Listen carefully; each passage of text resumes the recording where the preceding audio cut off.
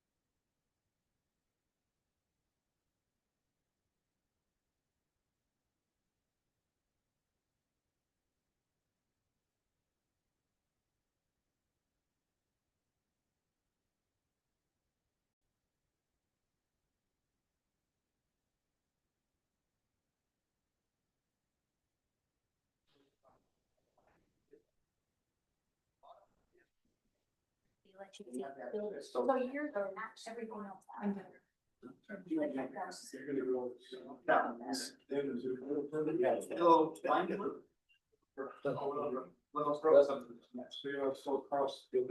Yep. So we're gonna have to go on 12th Street from Avenue. 12th West. 12th West on one side. On the south side of the. That's what a mile is. Yeah, I can't remember the name of the street. It's one. Yeah. It's a one Bishop. So there's gonna be technically 3 entrances because we're gonna. And I'm It's number two plans. Yeah. So, IR, are we? Who's gonna sell it? I already have it in the process. But that's gonna be single family residential. That's all single family. So that's why I say, our goal is not to inundate, and we're gonna do single family, only along the, what do you call it, the freeway. Everything else is gonna be single family, so I don't want you to worry too much, because I don't, because for 2 reasons. One, I think it's right for the neighborhood, but 2, we don't wanna cannibalize our own product, right? We build townhomes to cannibalize your own product, so we're building downwards. So the closest to the freeway. So I have to change the comp plan. As you get towards 12th Avenue or 12th Street or whatever, 12 West, I gotta get it right, sorry. Or what's the name of it? Willowbrook, all that will be single families. So we're gonna try to keep it as low density as possible, but as you know, it's harder to sell low density when you're right up against the freeway, right? And so that's why. Does that seem to be that like Big T or North? Right, but you'll see today, I'll show you that along the freeway, it's all city. That's part of it. All right. The other side, That's an error. No, on both it's not on our side. No, on both sides. Yeah, I actually called parents here. And I don't think they should change it to medium density. Maybe you could correct the property has the time and then leave it as low density. It has to I think be. you'll find there's a lot more to do than now. It's all the same people that decide to do freeway. No, but all along, on both sides of, at least that portion It's supposed to be. is all in medium. But we don't care about that. No, it's on We both care sides. about on our side, No, I in our understand. area. I live right across. I mean, I don't mind too much. Right across. We're that house. Well, Across the they street. live on the west side of 12th West. Directly across. So where that, all that new subdivision, I mean, it's not the. We don't live back here. No, that, what's the subdivision? Subdivision there. Summerfield. Well, that's. So are you on that, your side, just across of it? In Summerfield. I know, you're right on the street. Right. Sorry, road. The school. The school. Right. Yeah, no, I mean, we're not trying to, again, The freeways. Summerville. But that's LDR three as well. It has a combination, single family LDR two and, yeah, but it's LDR two and six. And so, Well, and they have. They have townhomes. right, that's exactly kind of the combination, we wanna have some townhomes close to freeways and some single family, like some. Okay, so your single family, what's the smallest land that they can? Is it a quarter of an acre? About 10,000 square feet. I don't know how big it's. Oh, no, yes. LDR three, you can have I'm the director of. No, I don't think that's. So that. well, there's zero, that's. Oh, no, but we're not that. The only part we're changing is for the town. Everything else. And you can bring that to me as well. Oh, LDR. yeah, we're not. Everybody come in, we're getting ready to start. So. Just sit down. Yeah, but, See the plans. you're always. Oh, I know. We're just but I saying, didn't- I know, that's what I hear. You don't even need to do that. I'm Dan. Yes. What's your name? Let us see, so. Marco D. Nice to meet you. Yes, nice to meet you. I'll be. We may not go through, but we can go hear you. Oh, you bet, absolutely, come on. What was your name? Mike. Mike, nice to meet you, Mike. I'm Leon. Leon, nice to meet you. Nice to meet you.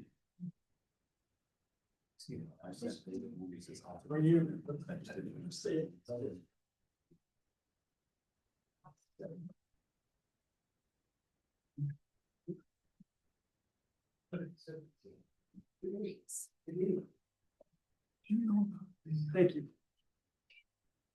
Big test.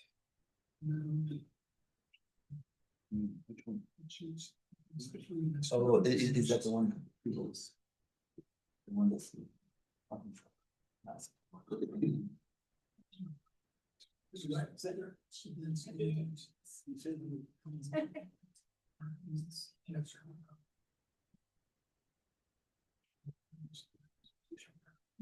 Am I slowing everything down? We're okay. That's. Yeah. What's that? Pledge allegiance Oh, to. thank you. It'd be nice for us to- So, different people, but I think we agree with that.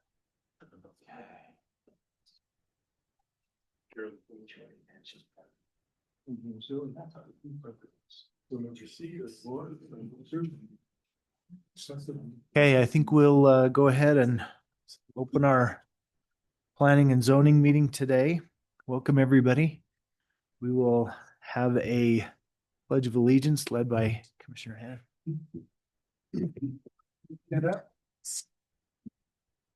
I pledge allegiance to the flag of the United States of America and to the republic which stands one nation under God, indivisible, with liberty and justice for all.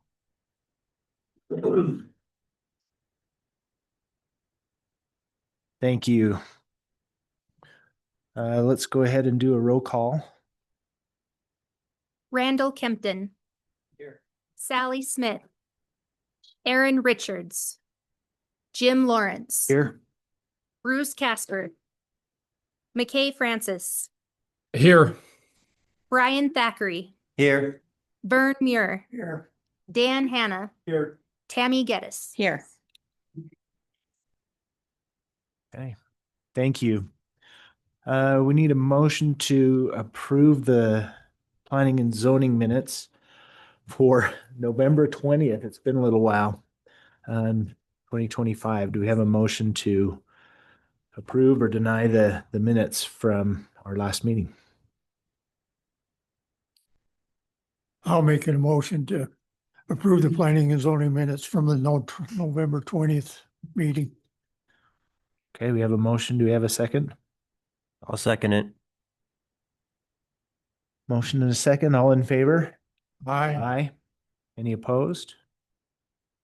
Any I'll abstain. abstaining? I'll abstain, I wasn't present. Did you get those?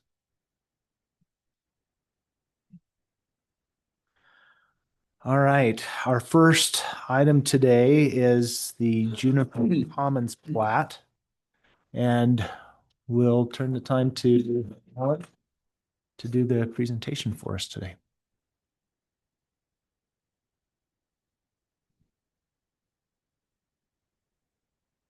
I guess I should ask first if there's any conflict of interest before we proceed. Okay, seeing none, go ahead, Alan.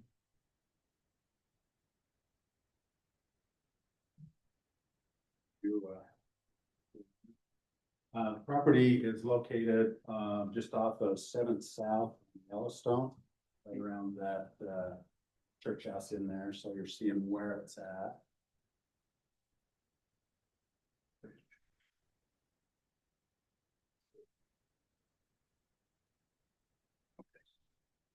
Oh, I already let Jim know that it's 3 minutes for comments. Okay. Yep, folks, just before we get started, again, just because in these meetings, we're limiting public comment to 3 minutes each, which is an acceptable amount given Idaho law, and one that we're doing both in city council and planning and zoning this year. And so we're going to enforce that tonight. So again, I think Mr. Lawrence was going to let you know that, but just again, and if it's 3 minutes and 7 seconds, I'm not going to start throwing shoes, but again, we try to be fair, and again, that doesn't apply to the applicant in rebuttal or in any of his presentation, but again, the public comment we limit to 3 minutes. Appreciate it. Thank you. Okay, so this is the property where it's located. Zone is correct. They've actually passed all of their reviews for infrastructure. And some of you, if you've been by here, construction has already started, which can be done, but until they have to have the plat approved before they can sell. So that's what we're bringing before you tonight, is plat, which again has been reviewed by staff. We've gone through all of its mental requirements, and we wanted to present it to you guys to look at and review, and then it was recommended. Let me show you the plat. So you. Version 4.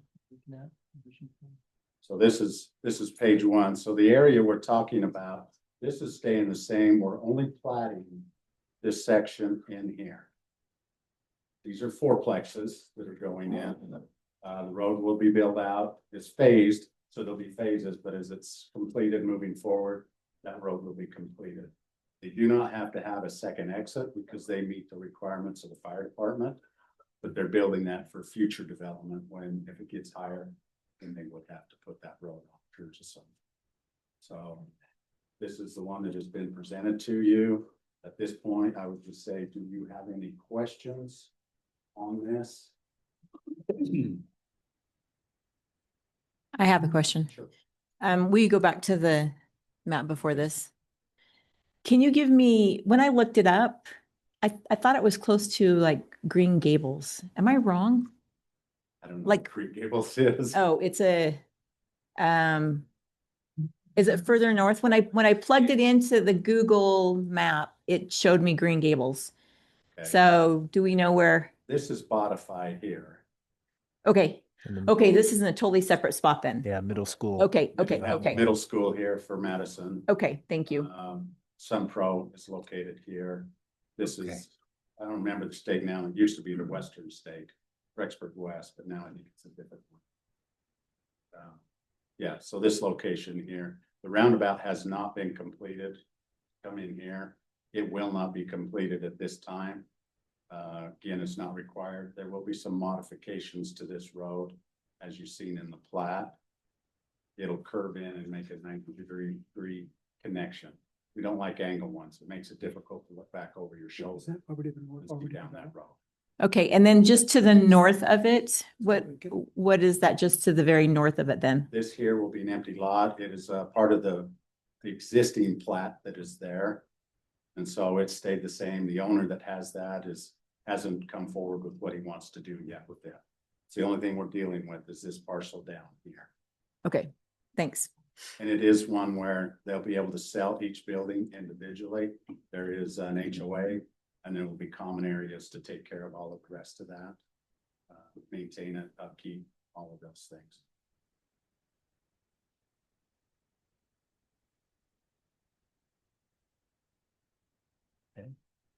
And this is not a public hearing, so for you guys to debate, decide, and move from there. Any discussion from the commissioners? Well, if it complies with everybody's satisfaction of the professionals, then I guess we can make a motion. Yeah. Yeah. Anybody want to make a motion? I'll make a motion that we recommend to city council approval of the plat for Juniper Commons located at 810 Pioneer Road. Second. Okay, we have a motion and a second. All in favor? Aye. Aye. Aye. Any opposed?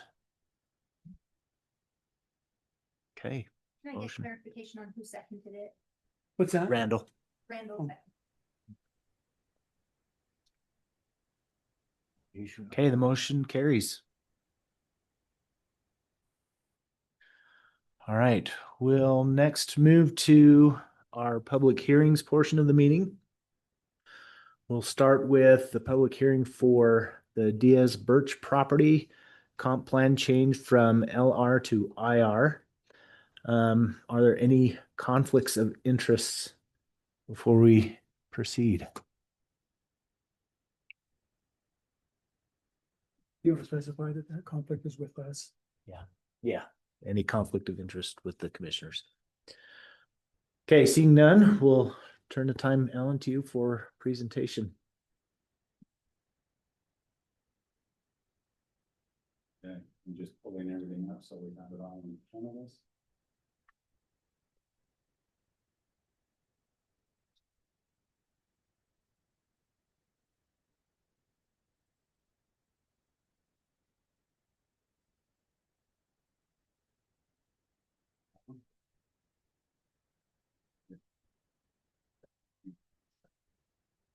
Okay, this is a comprehensive plan change that we're looking at this point. Property is located, here's 12th West. Karchner's is located over here, Summerfield. And come on down here to University Boulevard, it's located down here. So what we are looking at doing, the applicant has requested. He's requested a zone that's not allowed within this comp plan. We're looking at this back parcel, the acres are spelled out in there. This part of it, taking it to intermediate because the zone he's requesting requires an intermediate residential to be able to apply for that. So he's going to present here his ideas between what he's thinking. And then from there, I'll come back and cover any questions that you guys have. And then we can move into the public meeting.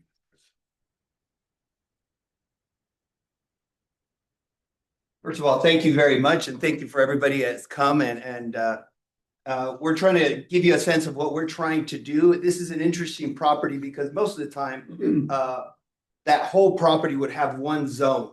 Right now, it's currently zoned LDR1 and LDR2. Thank you. And so what I put I went into the city's comprehensive plan and put this together. I hope I can make sense of it. I hope everybody can see everything in orange. So right down the middle, right where the star is where the property is located. And right down the middle is Highway 20. Is that what it is? I-20 or Highway 20? Do you have a laser Nothing pointer? works. So when he says the middle, I don't know what. Right here. Oh, right there. Here's what- Right there. Can you see that? Yes. You see the mouse moving up I there? can see the map. You see the Okay. mouse right there? We'll That- use that. that's Highway 20. Okay, so thank you for, yeah, that's probably helpful. So this is the property right here. And as a couple months ago, I guess, or a few months ago now, the charter school got approved, the overlay, it was at the conditional use. I think this will be good, okay? And so this is where the charter school is right here. This property right now is zoned LDR1 and this is LDR2. And I know we'll get to the zoning piece in a while, but I hope it makes sense if I start from there. what we're looking to do is do LDR 2 and 3. In order to do LDR 3, as Alan mentioned, it has to change part of the comprehensive plan. And that's why we had to reschedule and have a special meeting as we're having today. As I was explaining earlier to some of the folks outside before coming to this meeting, along the freeway, both on the west side as well as the east side, because, and again, it doesn't have to be, but because of a lot of time being built close to the freeway and all the noise that comes from the freeway, a lot of it is a little higher density because of it's a little harder to sell single family homes when you're right up against it. It's not impossible, but harder, right? And so what we're trying to do, and again, our goal is we bought or we're buying several properties within this area, and our goal is just along the freeway to try to have a little higher density, but everything on the way back will be single family, especially on the south here as well. So our goal is to try to make, just as it is on both of the side, to have intermediate density or intermediate residential as part of the comprehensive plan and add it to this piece right here.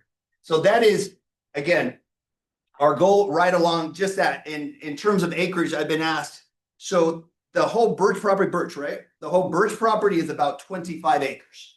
The school, the charter school took up about 12 acres of that.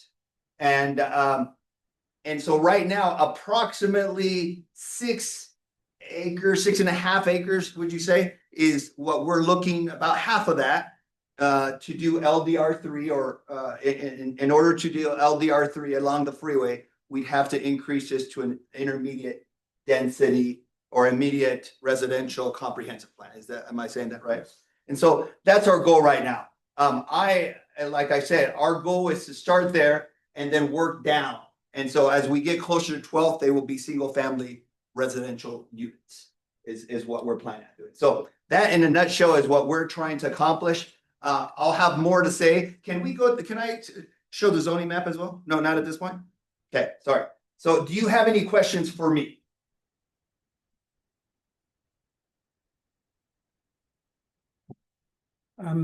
What kind of density are you looking at on that per acre?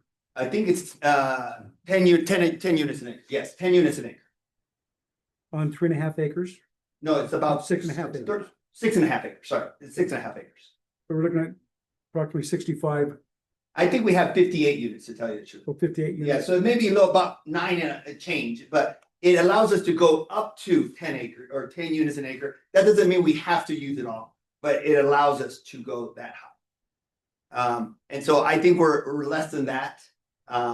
But yeah, this would fall under LDR 3, which is 10 units an acre. And that would be just a townhome product along the, and there was also mentioned, what is that product? Or not product? Okay. Yeah. Oh, okay. Sorry. Can't talk about product. Yeah, just gonna mention if we can keep it focused on the comprehensive. Yes, I apologize. That's my bad. So yes, so in order to do what we're hoping to accomplish, and increase the LDR2, like I say, right now it's a weird zone because normally I've never bought a property that has half zone, in this case LDR1, and half zone LDR2. Normally you just have one zone for the entire property. But this one, sometime down the road in the past had been split zone, and we're looking to increase that to one level up. Any other questions for me? Any other questions for the applicant? I'll do mine next after Mark. Alan? Okay, you're right.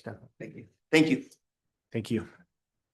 So what you're looking at here is by putting the intermediate in, as was stated, this does allow him to go to LDR 3. You also have to understand intermediate does allow MDR 1, MDR 2. Those are all allowed within that comp plan designation. So that's why it was put in. They're looking at the follow-up to this will be asking for an LDR 3. That's the choices you have to make. Staff looked at it. We reviewed that. He's met the requirements for the application, and they recommend it to you for approval to City Council. Okay. And MDR2 would be up to 20 units per acre. Okay. And this is two parcels, right? Right now, it's one. It's parcel, one with but they split want to zoning? just rezone half of it. Okay. And that's what was done prior to this. They rezoned just a portion because they were gonna come in and plat it based on those zonings. And that's what will happen here. When he gets to that point, if he gets there and he gets the zoning, then he will plat based on those lines. Is this still restricted to townhouse? You know, the R3. it is. Yeah.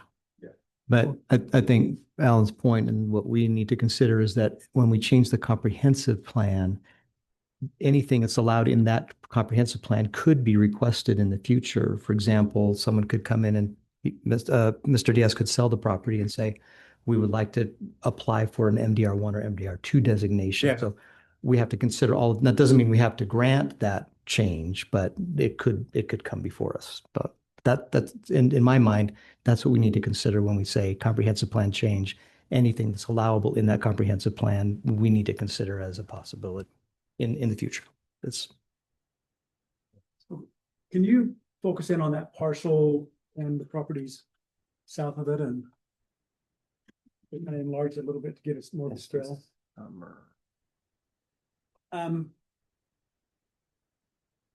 So the LDR2, Do you want me to Is put that- the zoning on for you? well, on the comp plan, it looks like they came up with a certain distance, an approximate distance from the highway for LDR2.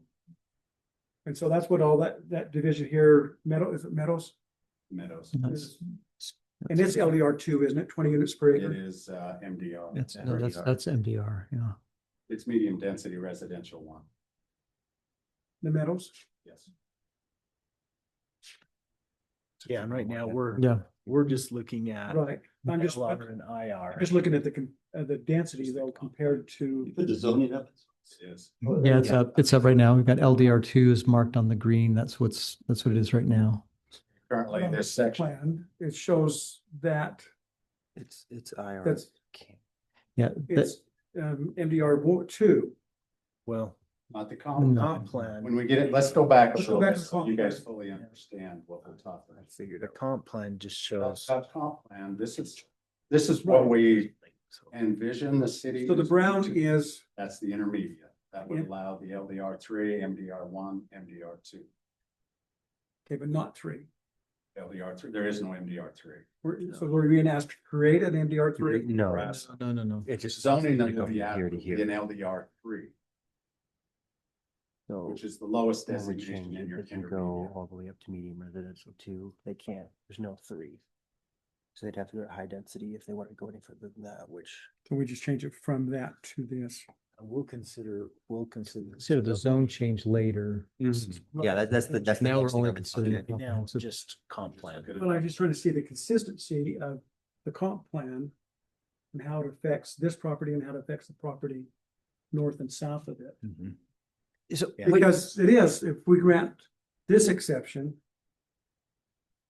or create this zoning, then we're also potentially creating a lot more of it in the future. Right. You Is could, that consistent with the comp plan? well, in reality, the current plan says, no, you can't do that. But the comp plan, you have to remember, is a visionary look at what we think the city's going to do.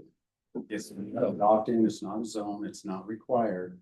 You still have the ability, the power, the authority, to come in here and say, at this point, we see this as it needs to go to this, or you can say, no, we don't think it needs. Well, and that's the question, That's your question tonight. is do we want to increase the density there Correct. along the highway or not? And anywhere that is brown right now could go up as high as MDR2. MD2, MDR2. Right. So you're looking at all the area across Changing the freeway here, Having the potential to go to and then all of it along here. He borders intermediate right now, so it's not like a spot type zoning. how did that spot just south of it get pulled into the IR and then it stopped right there? What was the, do you know what happened or? Yes. Originally in the comp plan, Uh-huh, we had intermediate running all the way up to here. okay, And then some, they came in at one point, well, when we rewrote it and says, we don't want that in there. The owner? No, Hmm, the public. that was part of the city, the, no, 2023 That's So in the what public hearing, re. somebody made a point. configuration. it just says we think it needs to be pulled back at that. Can I make a comment on that? Who- Or do I need to wait? So with that, if you look to the north and you see those 1 acre lots, part of the comp plan was to look and see if we can do step down. So if you go from a 1 acre lot to an MDR, that doesn't make sense. But if you go from a 1 acre lot to something that's a low residential, it makes sense. So from those 1 acre lots, stepping down to this, what is now farmland, and making that LDR, that made sense instead of jumping from something that was more rural to something that was high density. So if you come down 2 of those plots of land that are farmland and get down to where they put the MDR, this right here, that's kind of, yeah, what is IR right now. That was kind of to be a step up where the LDR3 that is put, or the LDR2 that's put there right now fits to step up to the MDR next. But it didn't make sense to jump 2 or 3. What word am I looking for? Classifications. Classifications or 2 or 3 densities. And so that's why it looks like that from down here with the Sunflower Road where the meadows are, just above that, they maintained a possible MDR so that maybe it could be a step down to next an LDR step down before we hit that rural. So it wasn't a huge jump. So when it was put together, those were put in mind. I hope that makes sense. It's in the same. I think the thing that's causing a lot of confusion is having LDR3 in that intermediate. And then it'll be right. Because LDR3 would make the sense of a step down if you go in that direction. If you get, but again, even if you put intermediate in here, you have the power to say yes or no on any zone change that goes forward in that deal. So you don't have to grant MDR 1 or 2 moving down that way. It doesn't give them any more rights than where you're currently at now. The whole thing comes down to what is the reason why we would or would not approve. That's what you guys have to decide tonight.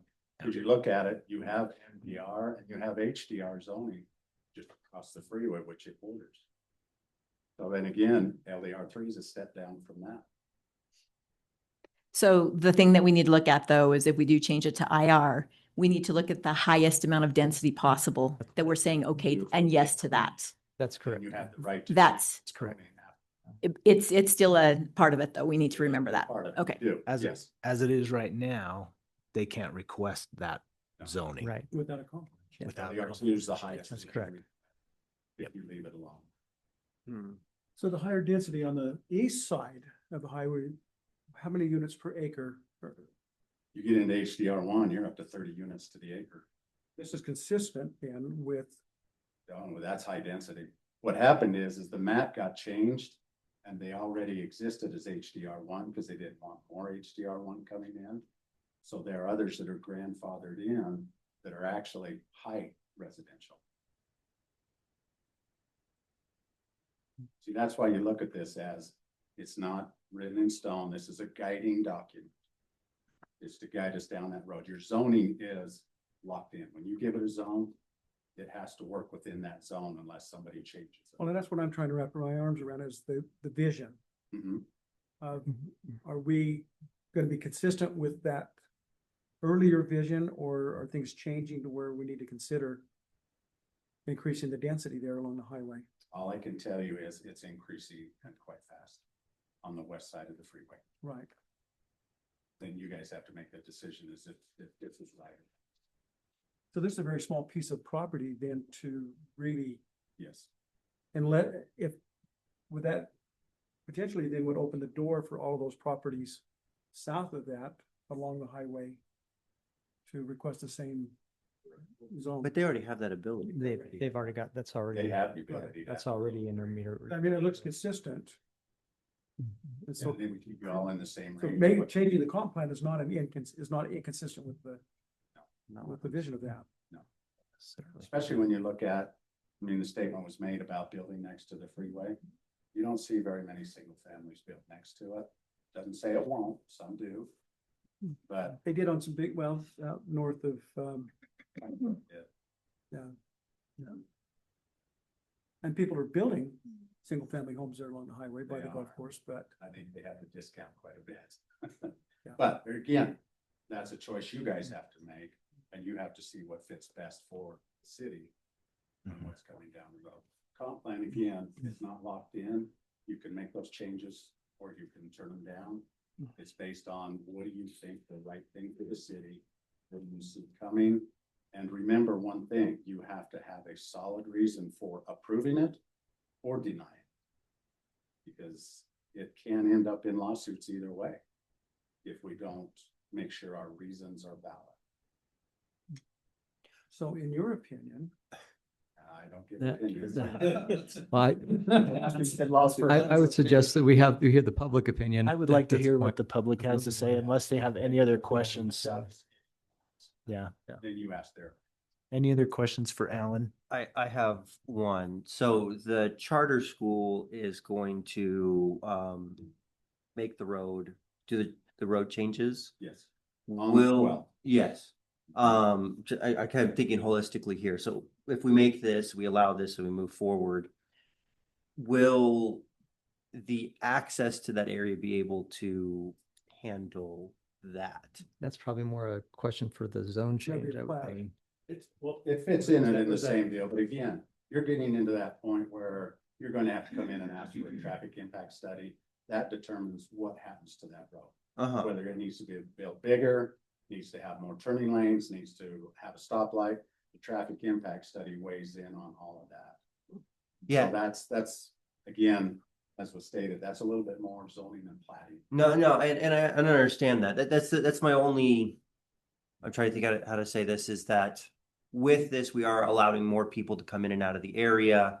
And one of the biggest things that I know that's what causes a lot of growing pains is that. And so that's one of the things that, because from what I'm seeing consistently, it's IR basically everywhere around it. We'd just be moving it a little bit forward, but see some people are very passionate about that change. And so I'm trying to look at it pretty holistically. That's the only one that I'm seeing that might be something that might, I don't know, cause me to have, yes. Yeah. Again, I'd like to hear what the public Yeah. has to say. Okay. And then we Quickly, can just some- discuss it. So. Just to answer your question, because I think it's appropriate to talk about. So again, and to your point, Commissioner Hannah, comprehensive plan is intended to guide. Excuse me, could you use the mic? Please. Oh, is it on? There you go. Better. Sorry, we didn't know it was off. The plan is intended to guide zoning decisions, not to directly regulate individual parcels, okay? And so, but with that, and based in Idaho statute, Idaho code, any amendment to, so the impact of services may be better discussed in a zone change, but in any amendment to a comprehensive plan through Idaho code and through Idaho statute, you can discuss whether an amendment creates a demonstrable adverse impact on services. The law states, I'll give you the exact words. The delivery of services.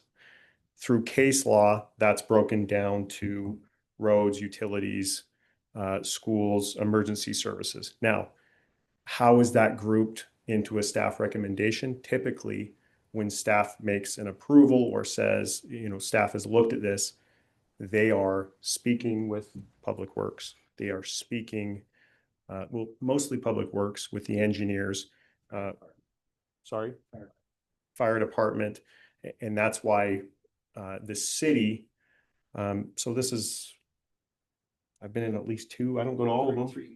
Three, we have what we call ready team meetings where fire, public services, planning, building code, meet with the developer to try to discuss some of these limitations and discuss what challenges they could have before we bring it to this council. So just, I don't want you to think that when staff says, hey, these things have been considered, that it's just being taken lightly.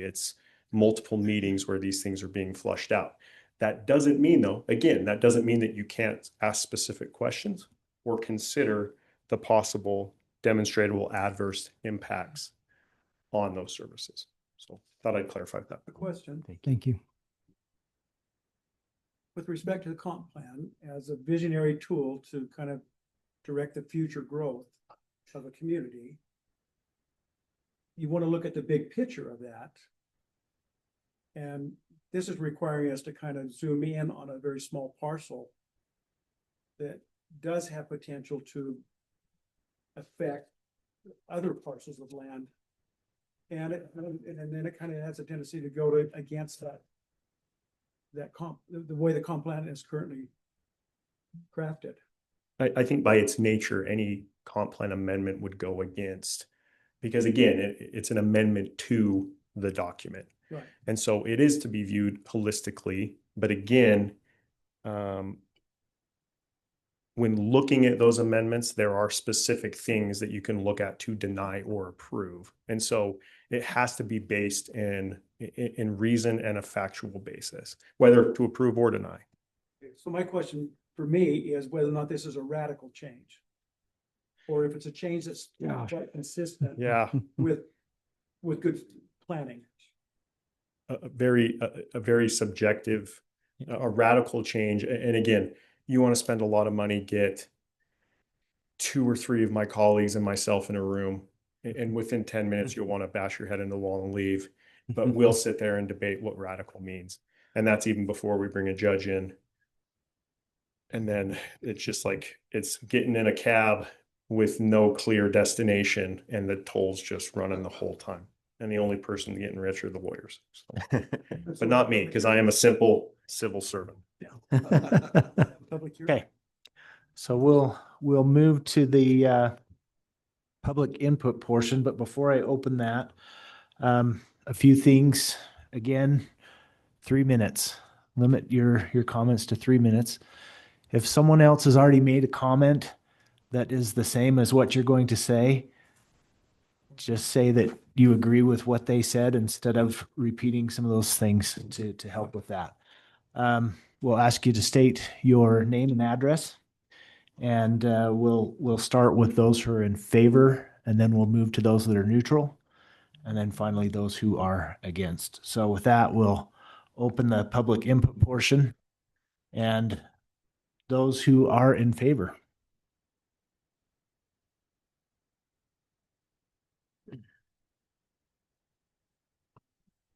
My name is Greg Newkirk. I reside at 975 Westwood Drive here in Rexburg. Okay, I'll get closer to the microphone. I have a weak voice. I'm in favor of this from a general standpoint. Comprehensive planning, has 2 parts to it. One is the broad goals that the city's trying to reach. And we're not there yet. We're still out of balance.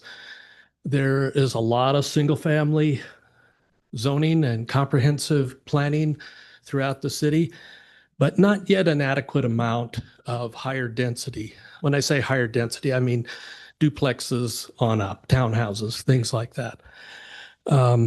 We're going to need a lot more in the future. The plan anticipates that we should do that. The other problem, though, with comprehensive planning is that it has an element to it that's almost adjudicatory or quasi-judicial.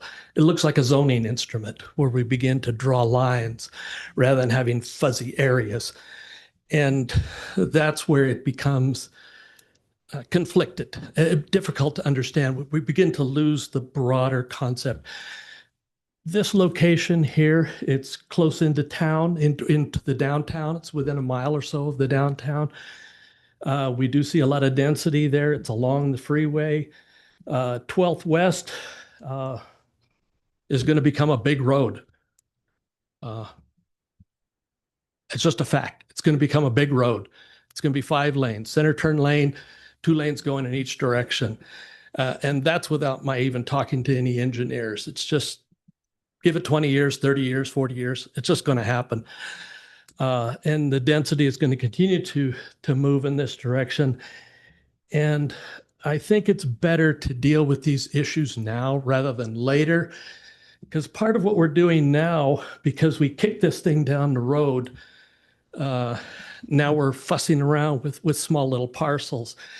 And we haven't been bold enough yet in trying to implement the plan because we're implementing it on this lot by lot basis, this almost adjudicatory basis. And of course, you're going to have people don't want it. Everybody loves single family housing. Nobody loves multifamily housing. Nobody likes to have a neighbor that's going to constantly be moving all the time. But it's just the reality of where we're going. And the sooner we plan for it and the sooner we get in and do something now, the better. Otherwise, we're just going to have bigger problems for ourselves later. And it just becomes more of a mess, and it becomes like a Rubik's Cube, trying to constantly move it about to make all the colors align. And it gets harder and harder to do that. So I would just encourage you to move ahead with this. I think it's a good location. Nothing's perfect, but I think it ticks all the right boxes. Time's up. Thank you. Any others in favor?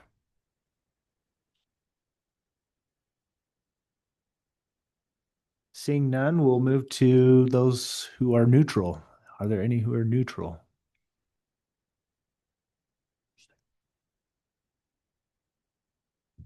Okay, seeing none. Those who are opposed. Time's up. You the sound. So just come on up and state your name and address and. John Paul Johnson, 2412 West, 880 South. I wanted to bring up a couple of issues that I have with it. First of all, the traffic. The city council just looked at a CUP for the Gem Prep school that's next door to this parcel. And as part of that, Public Works did a traffic study. And this is from the September 17th meeting minutes.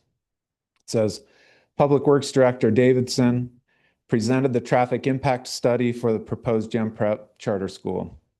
He explained that the study analyzed existing traffic conditions, future background growth, and the added impact of the school at key intersections. Traffic levels of service were projected to decline to D and E in some areas by 2030 with the addition of the school. That was approved. So currently 12th West is projected to go to D level of service and E level of service.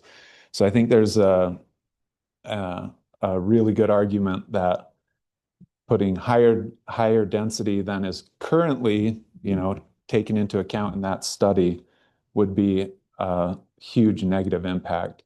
If 12th West in 30 years is a 5-lane road, okay, but in 4 years it's not going to be. Next year, or like 2 weeks from now, is 2026.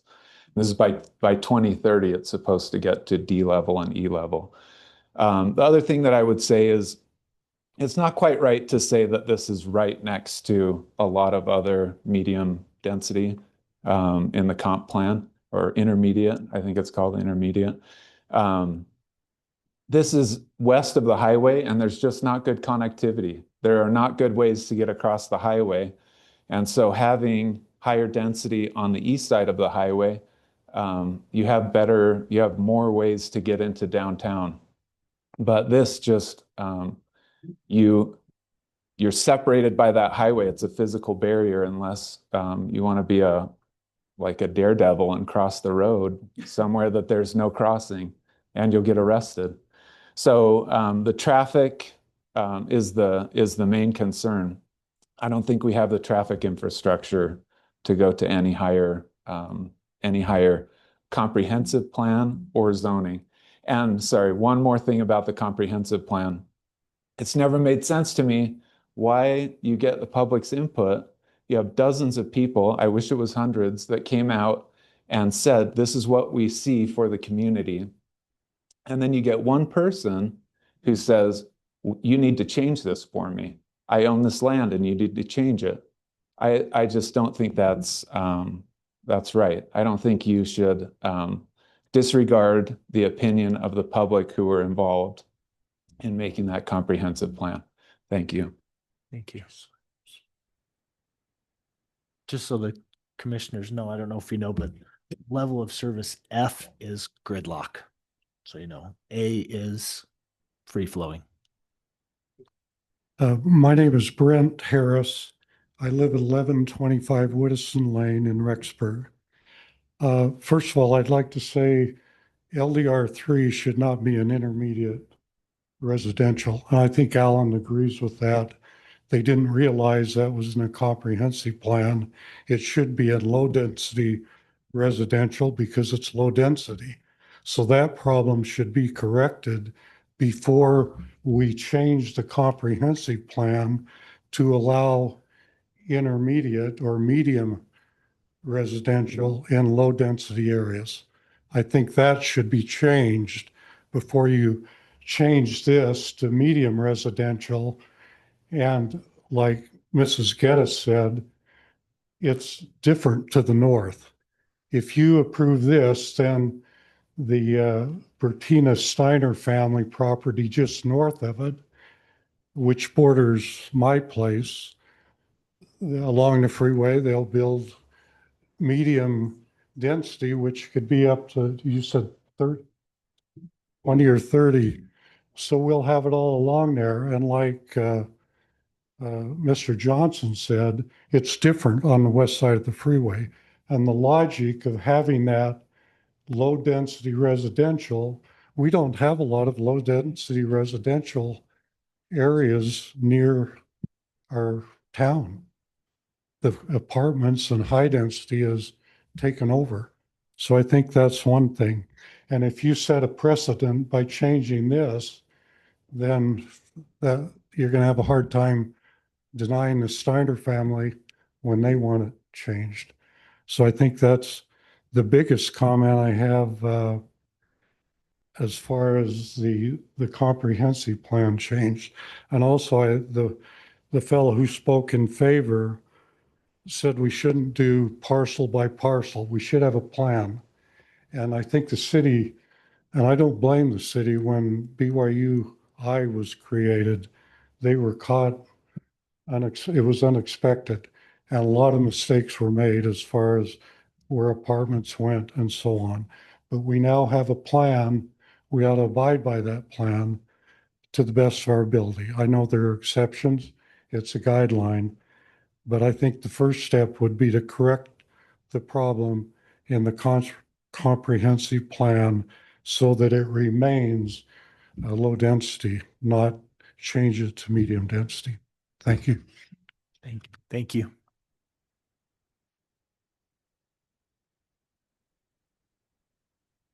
Any other opposed?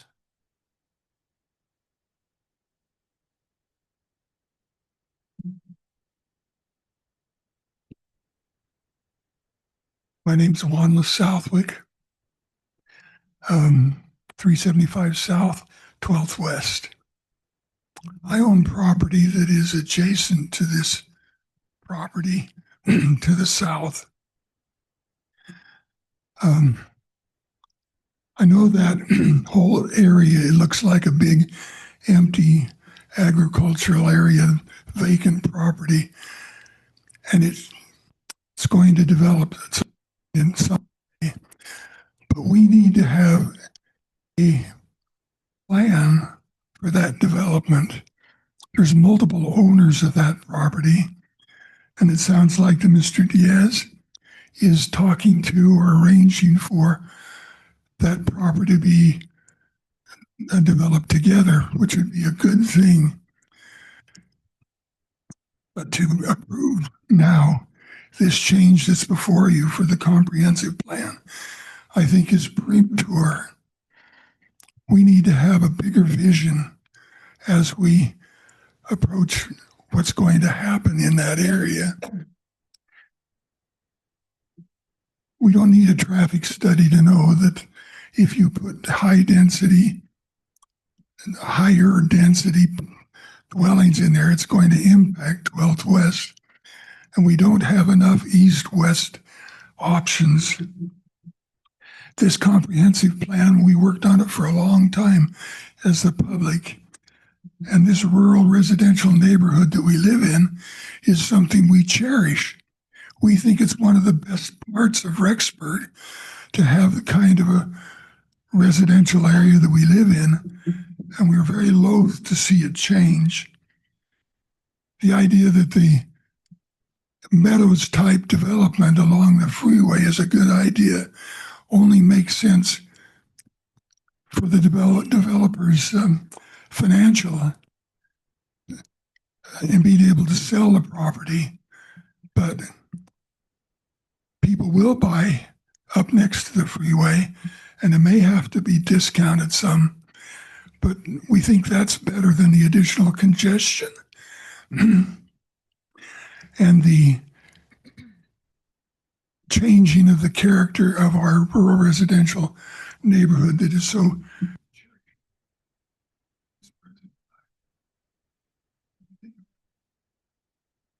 I think it. Is the microphone run out of batteries or something? You broke it, Wallace.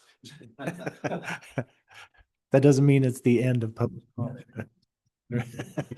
I don't know if I need a microphone or not. So David Higginson, I live at 1120 Green Willow Drive. So you can see Green Willow right in there, kind of at the bottom. Along with what Wanless was talking about, I want to talk about something a little bit different.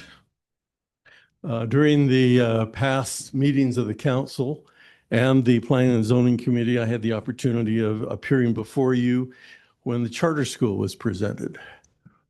And I presented both to you and to the city council my dislike with that, and it primarily has to do with transportation and roads. So I've got a list here of some potential projects that you have approved or that will come before you in the near future. Down by the high school, you can't see it here, it's down here a little further. There's a big plot of land that the school district owns. They anticipate putting either an administration office or a junior high on that property.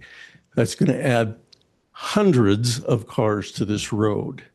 Next, you go up to Summerfield, which is located kind of over here. And they continue to build in that area condos, primarily condos, just recently putting in a new church, but they have a number of condos. Every time I go over there, there's another line of condos, which has 10, 20, 30 homes in it. Again, adding to access that will need access on 12th West. How many that will be, I don't know, but it's going to be a lot. Next, you move up to the charter school. Charter school says 300 to 600 cars are going to be added to 12th West, coming and going at various times of the day, based on buses and what have you. Who knows what the actual number will be, but undoubtedly it will be a substantial increase. And then last of all, maybe not in the city, I'm not sure exactly if this falls under the city. Some of you may know Dean Koontz. Dean Koontz lives just south of the medical complex on the corner of Main and 12th West. Dean has recently sold his property, and they are putting in or plan to put in a number of condominium type projects. I'm assuming a 2-story home with a garage is what I'm assuming will go in there. Again, it's a big piece of property that goes clear back 10 or 20 acres. Again, adding another huge volume of people to 12th West. I also liked what Mrs. Geddes said about a radical change. Sometimes we just need to move in baby steps and take our time. Wanless indicated that the plan was devised by a lot of people. And I think we should keep that in mind and not move radically in any direction that would cause heartache to people and other things. Thank you.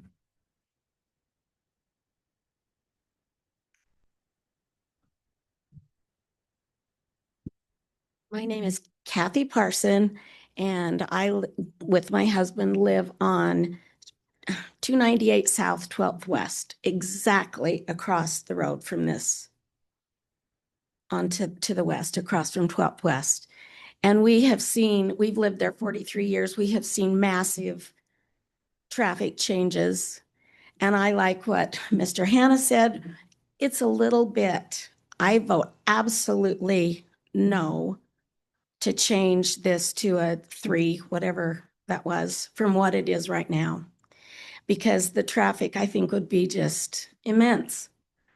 And, it's kind of to me like letting the camel put his nose in the tent with this comprehensive plan you're talking about. I don't understand it as well as I should yet, but I will study it.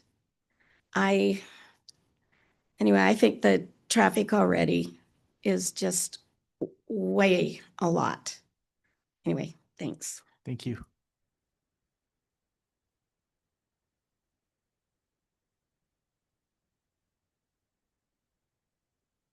My name is Mike Evans. I live at 2195 West, 440 South, just kind of down the street from the Parsons there. A couple of things. The gentleman that talked about things are just going to happen. I hope that we don't believe that. I hope that you know that you have the authority to make things happen. And we can do what is best for Rexburg. It's not just going to happen. It'll only happen as it's approved or not approved. And we do need a vision. People are coming to Rexburg because it's a beautiful place. But consider this, as they go down Highway 20, as they hit Rexburg, all they'll see is all this high density. That's not a beautiful place, as Rexburg is now. It's a fallacy to believe that people will not buy these properties by the freeway. We see it down in Rigby.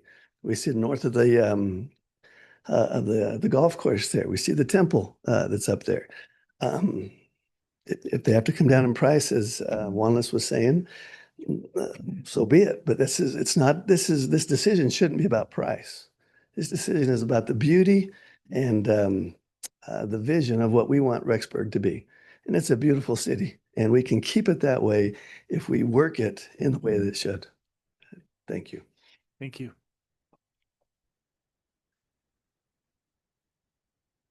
Thank you for the opportunity to state my feelings. I am Charlene Evans and I live at 2195 West, 440 South as well. I just want to agree with everything that has been said. And I also want to just bring to your attention that Josh South on our street proposed that he put in 1 acre lots, 8 of them, and was denied that because he would not give access to 33. So here we are proposing a greater number than 8, saying that we can't add more. The 8 houses on one street would be too much. As we look at that, I think we need to think, really, what are we doing right now? Are we proposing to make more money, or are we proposing a city here that we're controlling? I think we need to think about people and our community that is built up for people that will reside in this community, pay taxes, and send children to schools here for many years, not just for a small year, but they will be here for many, many years. And so I just would add that as well. Thank you for your time. Thank you.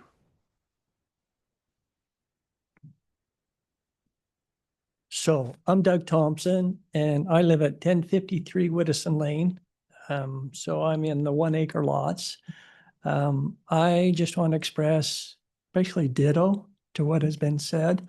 I think they represent what I think in my heart and mind. But I just wanted to share something with you is being on that side of the road and having the enjoyment of going through the roundabout or the, Diamond interchange and, going through the multiple times of traffics and stuff like that. It's hard.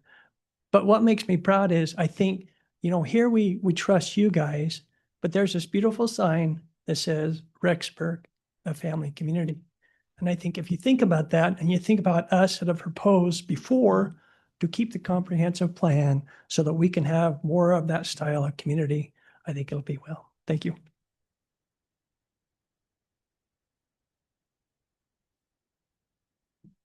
Leon Parson, I live 298 South 12th West. I have a thought. Which one of these former mayors am I pointing to? Do any of you know? You have a clue. What's the question? Which one of those former mayors is my finger pointing at? I've seen at least a half a dozen people come up here and point. I've seen you guys point. It's like, what the world? You gotta say, point. Okay, can you back up so I can see where it said intermediate residency? One of the very first images. Backing up. No, that's not zooming in, backing up. Intermediate. No, there was a great big sign when Mr. Diaz. Oh, you want to see his? Big picture. I'm into big picture. This one. Oh, okay, now quit. So here's the question. You can go. Oops, I made it disappear. Go back to where it was like when we first I'm started. trying. It's Diaz, right? The arrow, like the downward arrow next to the print or the print, we can put it into a PDF and pull it back up that way. This one? No. So This the- other side, left right here, there. Either of the. Leon, I want you to know that I paused your time. Well, he's working that out. I did too. I'm serious. When people talk, just have this right here. Or if you guys point, you brother and sister, or you Mr. and Mrs., ladies and gentlemen, point. Because you don't know. We don't know. It's Now it's kicked me clear out. lost the whole map, huh? Okay, getting closer. Yeah, You'll have to look at it back from in, here. back. Okay. All right, I have a question. Is Just so you know, we can't, just so that you know, you can make comments, but we don't take questions at this point. okay. It was a rhetorical question. because I Okay. knew nobody would All right. answer me because I knew nobody knew does. the answer. That's the point. All right, go Okay, ahead. so this is the new church house. This is 12th West right here. And this is the property that we're, because Move west, south of it. Yeah, right there with that. There you go. Yeah. That's the This property. is there. Okay, back up a little teeny bit.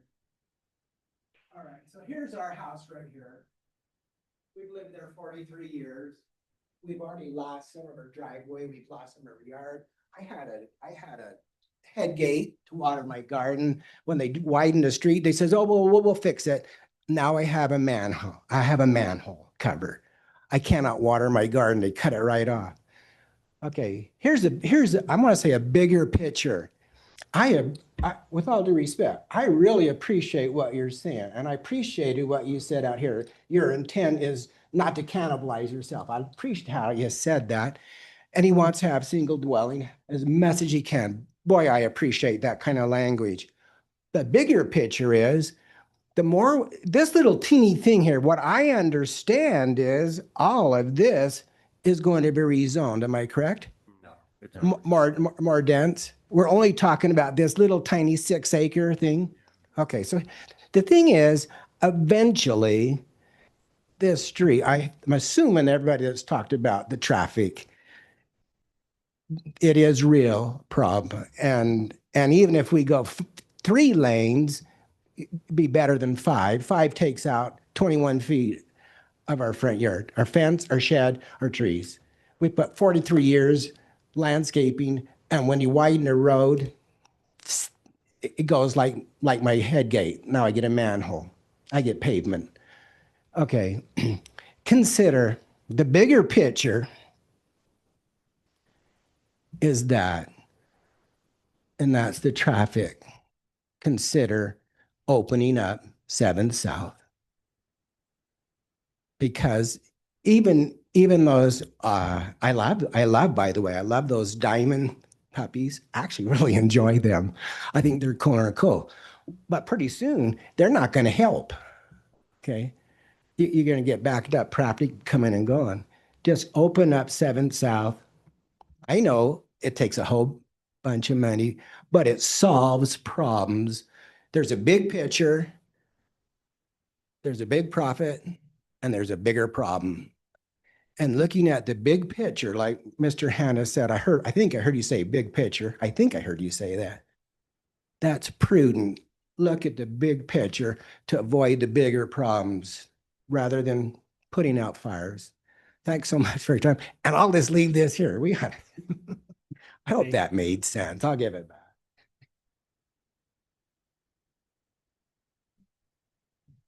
Can I make one more comment on my last 30 seconds that I didn't take? Typically no, but I'm in a good mood, so go ahead. I just want to talk about the traffic issue of those diamond interchanges that have been a blessing and help. We live, like I said, right behind Parsons, but my wife goes to work over by McDonald's. And it takes her from our house, which is about a mile, to that spot. It takes her a good 10 minutes or more every morning to get through that and to get back. And again, if that's, as we increase more and more traffic, those interchanges are just going to be that much more crowded. So, Thank you. Any others opposed? Okay. We had some written communication come in, but I believe he's spoken. A couple of them have. And then we had a couple that came in late And I think they spoke too. and they spoke as well. Yeah, they spoke. Just in case. Okay, okay.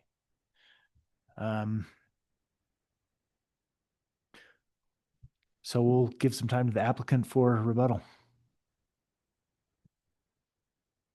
First of all, thank you very much for your comments. Please know that they don't fall on deaf ears. I understand that there are always pros and cons to any project that I've done, and it's never easy. Growth is never easy, right? But let me address a couple of things. And I was going to address them individually, but there's a lot of common themes. So number one, the traffic. Obviously, that is a big concern. But one thing that you should know is, as it's been mentioned before, we've met with the city many times, and I don't know if you know Keith Davidson. Is it Public Works or Director? Public Works Director. Believe me, he's not easy, and he is very much aware and very much making sure us as developers are held accountable to increase the size of any road that will have any impact. So the question I always ask people, because my role as a developer is to try to solve problems, not to create problems, even though you may think we're creating greater problems, but to solve problems. And what I mean by that, I always use the word if. The concern is traffic and not get to a C or D or E type service level, right? If we can increase the road to get it back to a C or B service level, which is, or better than what you have now, would that be less of a concern? Because most of the time, I always hear the concern, but my role is to solve that concern. And the greatest thing that I know is we have to invest money, because Keith Davidson, your Public Works Director, will not let us, once we do a traffic study and he sees, okay, it's going to lower the quality of that road and the time it takes, he's going to require us to increase the size of the road in order not only to keep it at the service level, but improve the service level. So I always ask people, because if traffic is really the main concern, if we solve the traffic issue, would that alleviate that concern? Can I answer? Sure, I think so. Commissioner, they can't answer? No, not at this point. Oh, I'm sorry. Okay, but so my point is, I always like to solve problems. And if by me providing a solution, it doesn't solve the problem, then that is not necessarily the main concern, right? It may be, I just don't want growth. And if that's a concern, but if the issue is, well, the reason I don't want growth is because it's going to impact our traffic and our roads. Well, our responsibility as developers to leave it better than what we found. And that means we have to invest the money. It's not you guys as taxpayers. We as developers have to widen the road so that it doesn't negatively impact you. That is what Keith has been very gracious. That's why we've gone back and forth several times, because he's going to hold us accountable. So that's number one. And I wish there were more communication. I'm not trying to, and we can talk afterwards. I'd love to have that conversation. Number one. Number two, I just took some notes about radical change. I don't believe this is a radical change. Let me tell you why. Because we're asking currently that is zone LDR2. And I know we're talking about the comprehensive plan, but we're going to request an LDR3. So talking about stepping things up gradually, this is a step. It is not, if we were requesting MDR1 or 2, that would be radical. That would be, and so we're not trying to do anything radical. And even though this is not on the agenda, as we mentioned earlier to some of you, our goal as with the additional property we have and we're purchasing is to do single family lots. Again, to not try to make a radical change, but a gradual change as we grow in a more comprehensive manner. Let me see if I address some of the things. So radical change. And then we talked about pricing. Our goal, and again, I make no qualms about it. Everywhere I go and build, I try to be very affordable. Now, why? Because, you know, what we've seen in many communities that many of you have lived, as you've stated, 30, 40 years in your property. So you could still afford the property that you live in because you bought it that. But young couples, many graduating from BYUI or want to stay in this beautiful neighborhood that you have, may not, if they have to buy larger lots with single family homes, may not afford to be able to live in those communities. So our goal is to provide a good product, don't mind you, because I know a lot of times they refer to the Meadows.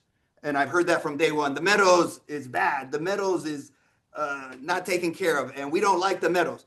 We don't like it either. So we're on the same page. We don't want to build anything that resembles the Meadows. We want to do a better job. We want that.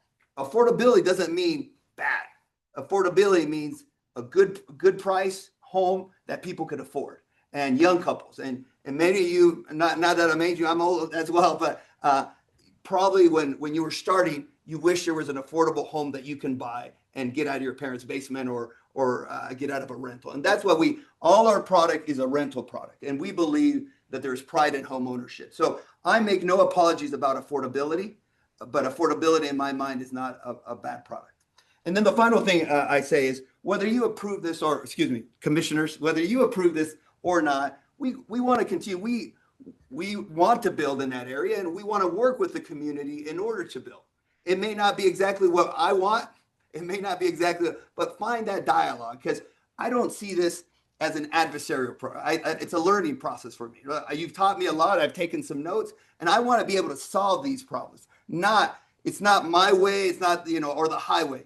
I want to find a way that we can work together. And especially this time of year, maybe I'm feeling extremely grateful because it's that time of year, but no, I really believe that we could always find a win-win situation.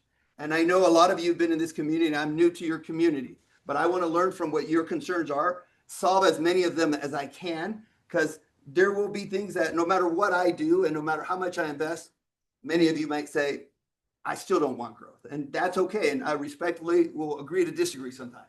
But I don't want it to be an adversarial process. I don't want this to be one that, we can still be friends and still disagree.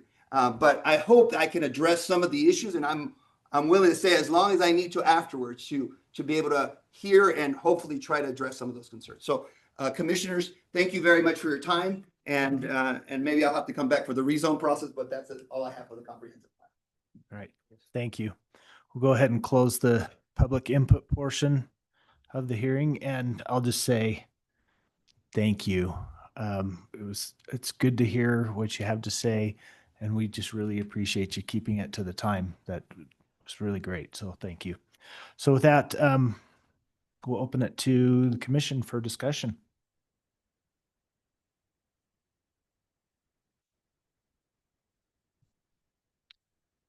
Well, I'll just break the ice by just mentioning a couple of things that I appreciate hearing. Your very first comment that was made, I can't remember, was that? Oh yeah, well, it was early on in the process anyway, about fuzzy lines on the comprehensive plan. I wish that our comprehensive plan could have fuzzy lines as well. And one of those fuzzy lines that I'd love to have is like an overlap between intermediate residential and low residential where that LDR3 can kind of go either way.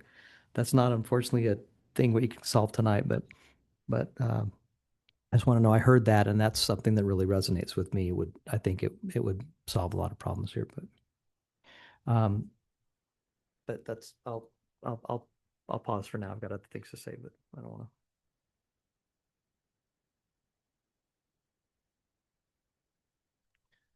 Ellen, I have a question for you. With respect to the school and the level of service that Keith determined it would be, is that without improvements or with improvements? Do you That was know? without, that was current. That's current. Yeah. And so I would assume that the expectation is that improvements are going to be made. Typical TSIs, transportation studies, give you the problems, the issues of what's going to happen with that. And then they also turn around and give you the solutions to bring that back up to an acceptable level. Okay. And that's usually what would be passed on to the developer or his portion of. So that's how the traffic study works. Okay, thank you. Yeah, I just wanted to bring that up. So Can I ask what's acceptable? C. C is acceptable? So anything A, B, or C? Other question for you. So would changing the property lines so that we could allow projects in the area to give us revenue to increase the roads, wouldn't that be the fastest way to better the infrastructure so that we don't get to D or E? Or is that to Take that again? So if we leave everything the way it is and we don't let like these like developments come through, if we Right. keep it all at the low residential, Right. would that could that hinder I'm trying to think funds from being able the city to have to increase the road? Because without the growth, without that coming in, number one, the developer pays for his share of building out his side of the road. And that's money that the city does not have. You've all heard in the news the challenges we have with LIDs and everything else. We don't have the funds to maintain our roads currently at the level they should be. So coming in and leaving it as is and going off of the existing, you'll never get enough money to develop it. Yeah, and that's one of the things that I'm worried because that part of the county and the city is already being developed. Correct. And if we just stop progress, it's just going to get worse. Correct. So allowing the area to be developed would give us the funds we need in order to keep the facilities running at like an acceptable level. Yeah, that and then having them contribute their share to build out the road between the two. Then you start getting in a position to put better infrastructure in all the way through. Yeah, and that was one thing that came to my mind while listening to both sides of what was being said. Thank you. So on 12th West, supposedly it's designated to be 5-lane highway through, which is really needed, but how are you going to do that in piecework? I mean, why isn't there plans to do that and then pay for it as the development goes over there? Well, what happens is based on the TSI study, you look at that and can I mitigate those circumstances until I have nothing left? And we're just stuck. There's nothing I can do to build it out except we've got to build out the rest of the road. Then the city's going to have to figure out how to get a grant, how to get money to come in there and finish building out that infrastructure to meet those needs. So there will come a point where we can't wait for development. We will have to do it. But to do the whole thing right now as a city, we do not have the funds. Okay, let me pull this back to the comprehensive plan part of this. I'm somewhat mixed on this because I see eventually that development happening along the highway. I just wonder if now is the right time for us to make that change or not. I have similar thoughts. To me, the traffic and those kinds of things are not the issue because I trust the city and the city works to sort that out and figure it out. I mean, yes, it will increase traffic on 12th West, but not, I don't believe because of our city managers to to make it, unlivable, and perhaps even, as Mr. Diaz pointed out, to make it better on 12th West. My main concern that I've been wrestling with is this idea that we have a comprehensive plan. And for me, changing the comprehensive plan has to be pretty high bar. Zone change within a comprehensive plan, to LDR2, no problem. Because all the comprehensive plan already allows it. So for me, I have to question, is this, are we clearing that bar? We did a lot of work 2 years ago with a lot of public input, as Mr. Southwick pointed out, and the city leaders, citizens all being involved in deciding what we're going to do here. I want to respect that because that was pretty recent, right? But, on the other hand, you look at that, at where things are there and the highway, and it makes sense to me. So I'm not, but I'm not sure that we've cleared the bar right now. We're just talking about a portion of that. We're talking about that portion for sure, yeah. Only half of That's not the whole. Yeah, it's just that slice right there that really kind of lines up with the current IR. So it would just continue the IR a little further north is what we're talking about. So it does step gradually from highway, it would, if we approved it, LDR3, LDR2, charter school, residential. So it makes sense. What I'm concerned about is, are we negating the work of the comprehensive plan 2 years ago? The only thing that I want to mention with that is that we're also only increasing the density of that 6-acre lot 40%. Well, we're not, sorry. It's about 40 units that we're adding to that. Yeah, and I know that that's beyond this. I realize I'm jumping the gun there, so I'm gonna pull that back. So, but that's hard because I'm trying to think of this individually and not, because south of it, they already have that capability. They already have it across the street. And I know that eventually want to build a way to cross the highway in that area. And so we've talked about getting a study to see if that is a feasibility to do that. So I know it's already on like the radar. I don't see why like this would be an issue for the future growth of the city. Because one of my biggest reasons why I even got to this position is because when I graduated school, I bought a house. Most of my family moved to this area. And since that's happened, all of them have moved out because Madison County is too expensive for young families to live in. And I see this expansion giving young families like my siblings who have had to move out because they've been priced out of the county a place to live. So that's what I see with this. And I would counter, I guess, from the other side that there are areas already that are zoned, or the comprehensive plan says intermediate residential. That whether it's enough, I guess that's the question, and whether this is where it needs to be, I don't know. Yeah, fair point. Yeah, just a clarifying statement when we were talking about the building out the roads. Remember that even though the developer has to do a certain portion of that, the city's still on the hook for a chunk of that also in each one of these, because they're only set to go to a certain level. We have to do the rest. And so even with their contribution, sometimes they cost.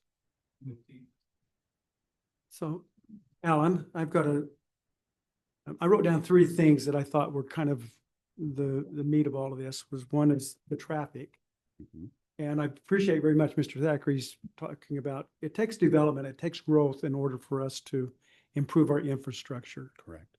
And Rexburg a long time ago decided that they would pass on a lot of those costs back to developers, which took a burden away from the property owners. Correct. The citizens of Madison County and Rexburg.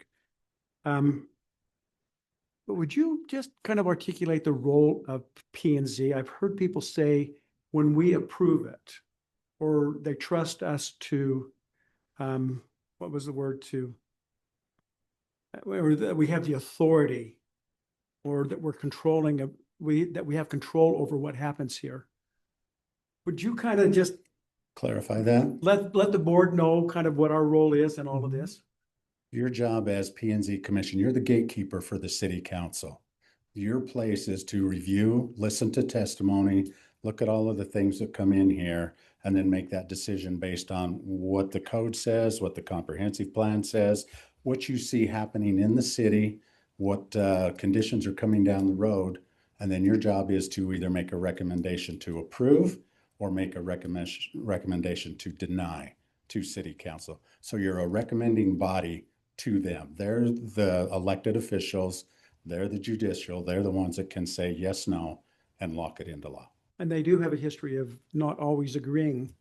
It's rare when they don't agree, but it has happened. So- Usually they agree with what you guys send to them. And a lot of our decision process is made on public input and very much from what the city recommends.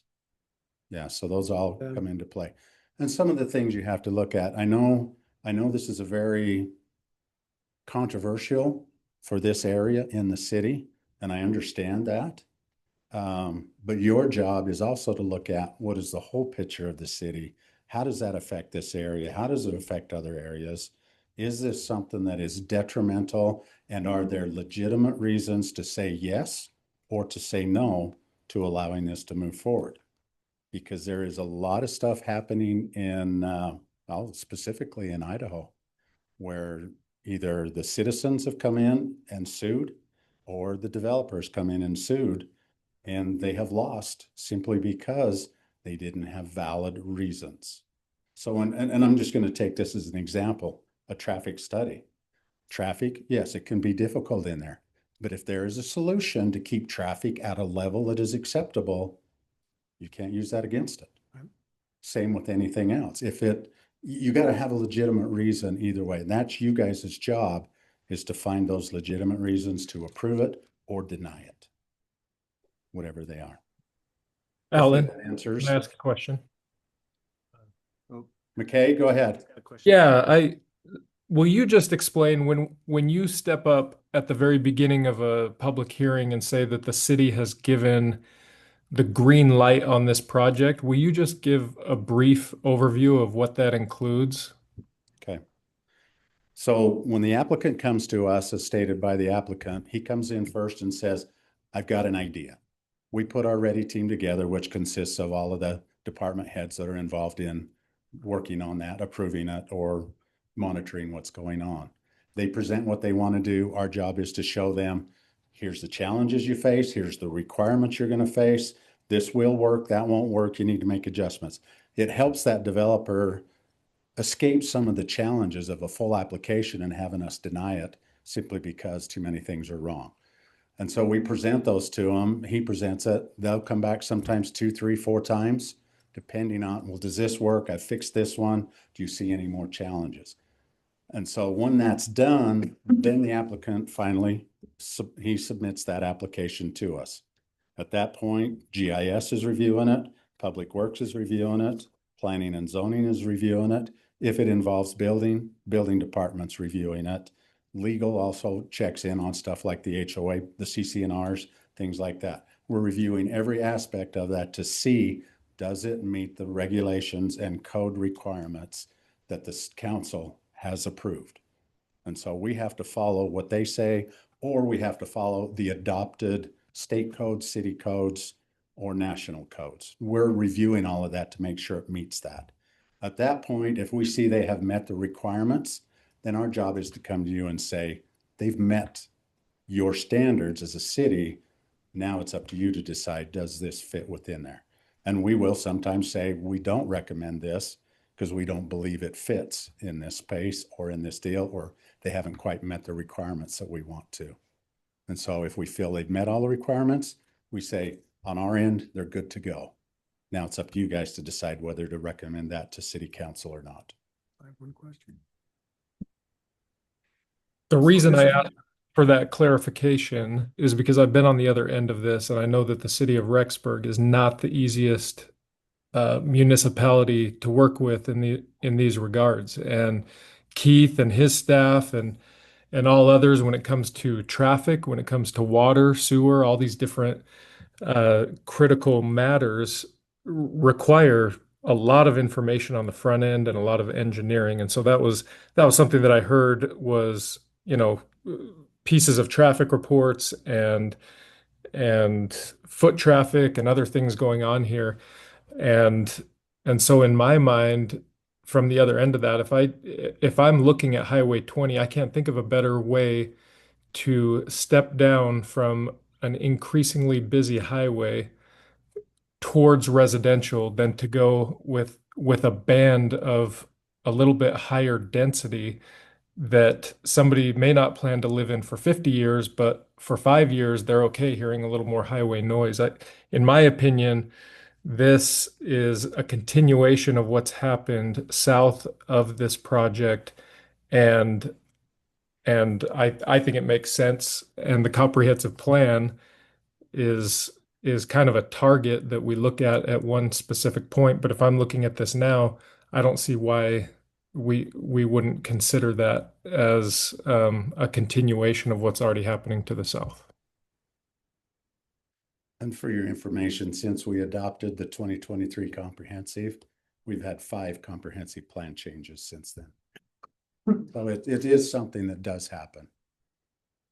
I think the challenge is that this is one development surrounded by a lot of bare ground, which makes it very difficult to see a vision of kind of how that corridor along the highway will develop. Yep.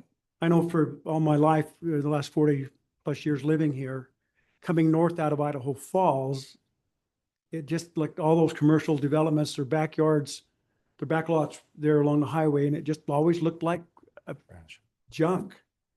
And at least coming into Rexburg, you're seeing higher densities, higher rises, that they take pretty good care of their landscaping. They do a nice job. I don't like that. We even talked with the State Highway Department about their fence in front of the fence there at the Meadows. Mm-hmm. It's kind of an eyesore. It collects trash, it's stuff, but so building a fence along the county fence is problematic in that respect. Yeah. So you get into that phase, that's something to kind of be aware of. But we're looking at a vision, and we're looking at one small, very small parcel of land that will probably stimulate more of the same, and for good reason. The comment was made about comprehensive being a little more fuzzy and everything. When I first got here, there was that little bit of fuzziness crossing lines. So if you had this one and part of the intermediate came across it and the other was low density, which one do I give them? And so when you had one parcel, you had to decide, well, am I going to let him do intermediate here, or am I going to make him go to low density? And it became one of those issues where we couldn't defend it.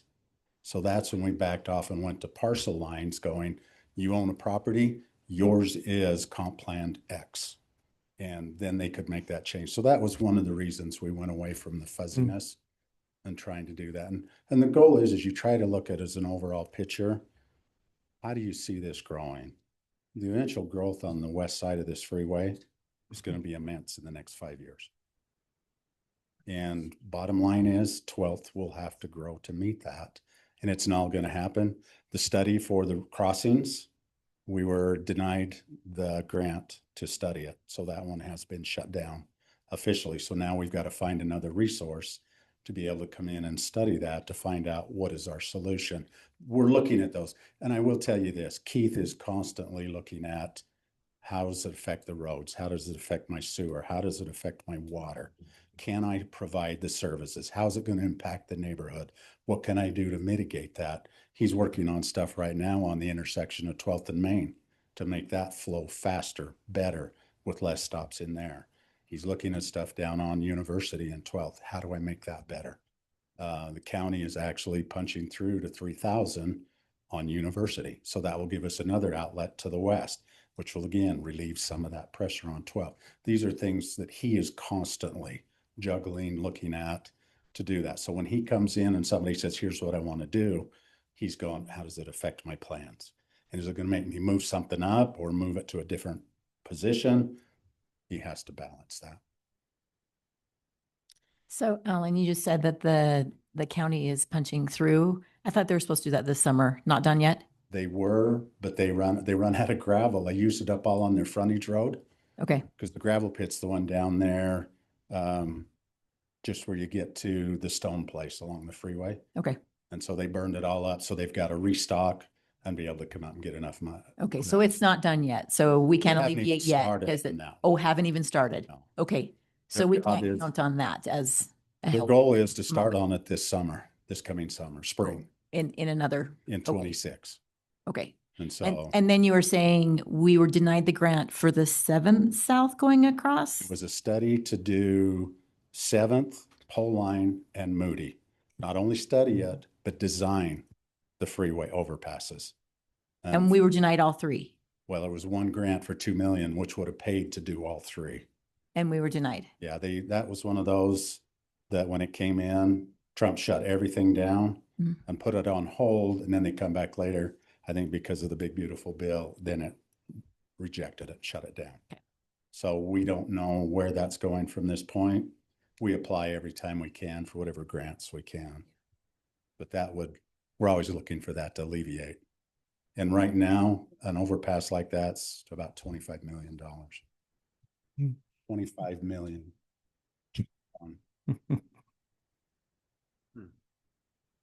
Until they get a bridge involved. We circle back to comprehensive plan discussion, maybe? Yeah. I know this is all sort of related. We just kind of wander to the weeds.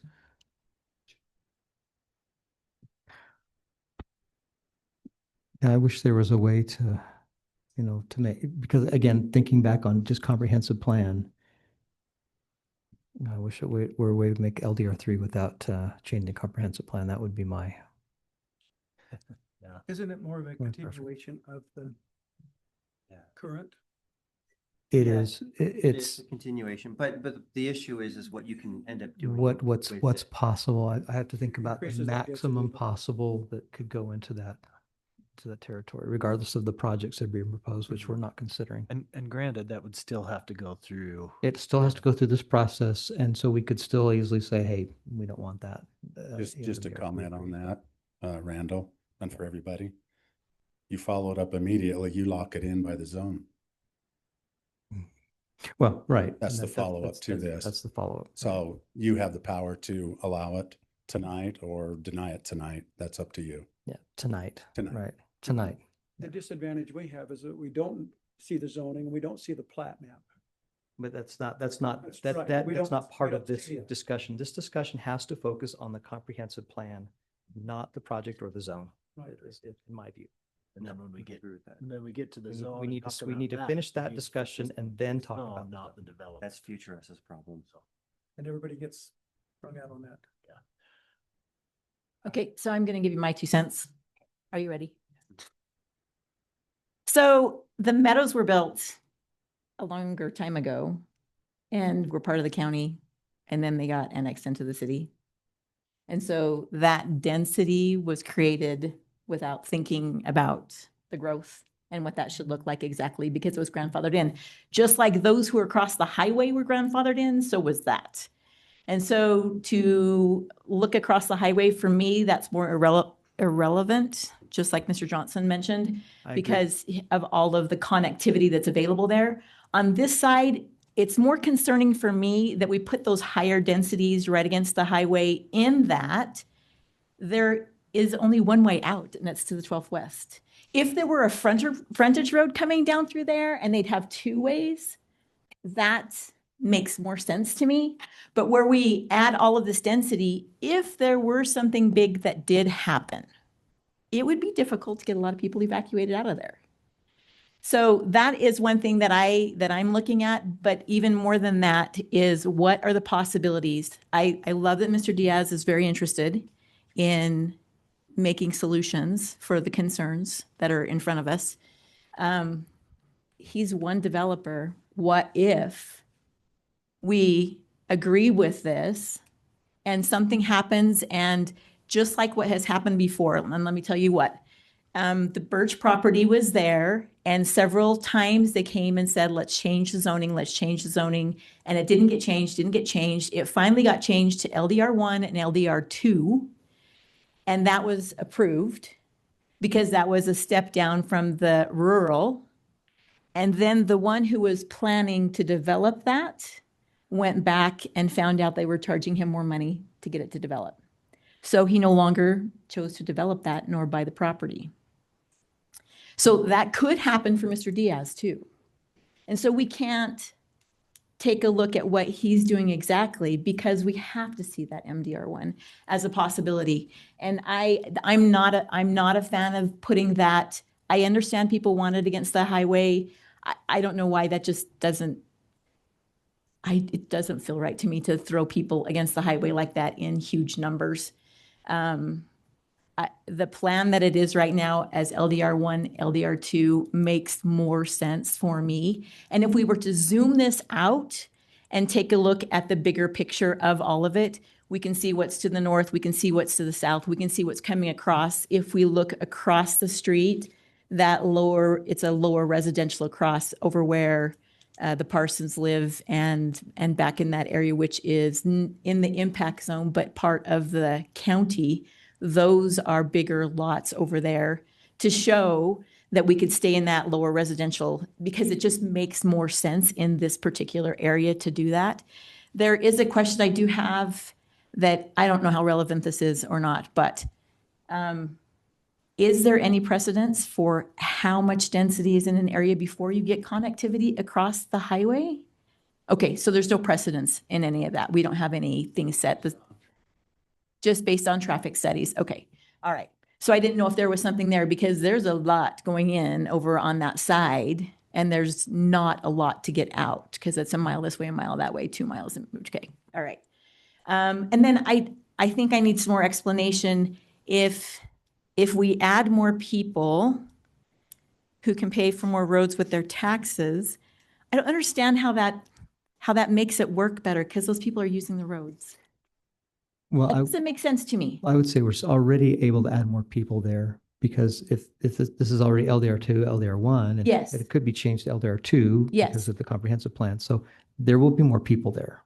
Yes, there will be more people there, but what I don't understand is if we increased it to an MDR possibility for zoning, how does that help pay for the roads? Because that's more people on the roads already. It's more people using the sewer. It's more people using the services.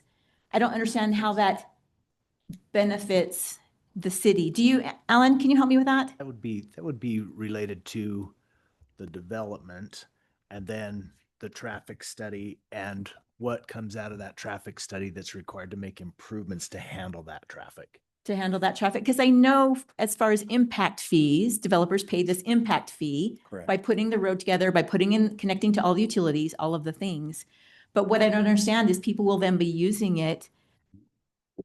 So here's the thing you got to look at. Number one, you pay to expand the road and everything else, and you pay impact fees. So there's 2 separate fees that go into that. They have to do it, plus they have to pay roads, sewer, water, police, parks. All of that's additional to any improvements they have to do to the road. And it offsets some of those additional, do we need to expand the plant? Do we need to put another lift station in? You know, those things down the road as the future comes along. The other thing you have to look at is there's a break point on density. Lower densities cost the city money to maintain because you don't have enough tax base coming in to even pay the basics. So when you start getting into higher densities, then you start getting to the point where it's paying those expenses and a little extra to do other improvements. Our highest tax revenue right now is HDR2. That is the most money we get for the least amount of services out of anything. And that takes into account roads, sewer, water, all of that. Because you're putting more people in one area instead of a few people over a large area. And most of your single family homes, they have a homeowner's exemption. So you take all that into play. I've still got miles of road, but I've only got a few people paying taxes on it. So a high residential doesn't have homeowners exemptions? No. Because it's rental? Because it's a business? It's a business. It's a business. So you Anything get that is a more taxes business. for a business. Well, you don't get an exemption. Okay, but so you get more taxes We get more taxes for a business. And then on top of that, we also get we get sales tax based on our population. So the higher the population, the more that money we get on top of the property tax we're getting. So the higher densities then produce more money to help pay for the budget. Okay. So those are some of the things. Now, I'm not advocating for high density, low density. I'm just trying to explain how some of those things work. Yeah. Okay, thank you for explaining that to me. So I guess one of the things then that I also look at is the stability of our community. And just a few years ago, we had 70% turnover in the community. And it meant to me, as I read that and tried to understand that, is that we're not keeping people here. That we're losing people, which meant that we had more ability for turnover because perhaps they aren't staying in homes and there aren't homes here available for them to buy. So if we have different kinds of homes, I know that that doesn't give better revenue for the city, but it allows for people to stay. So we have to look at that as something that's important as well. We need people to stay here and be stable.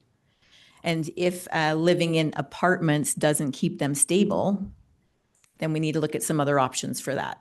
So that was just an aside for me as I'm looking at this. But I, as far as me looking at what this looks like, I don't like the idea of having to open the can of worms for a medium density for that place, because then it'll just continue to inch and then it won't match up with a step down from that's above it. It's just one step closer, one step closer.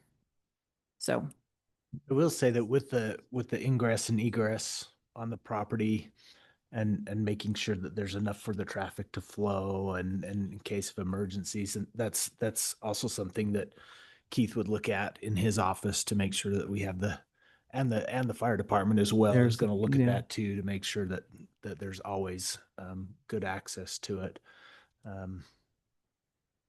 Yeah. Well, I have no problem voting in favor of recommending approval to planning and zone to city council. Do you want to make a motion then? Well, I make a motion. I've already made one motion today. Does somebody else want to have that honor?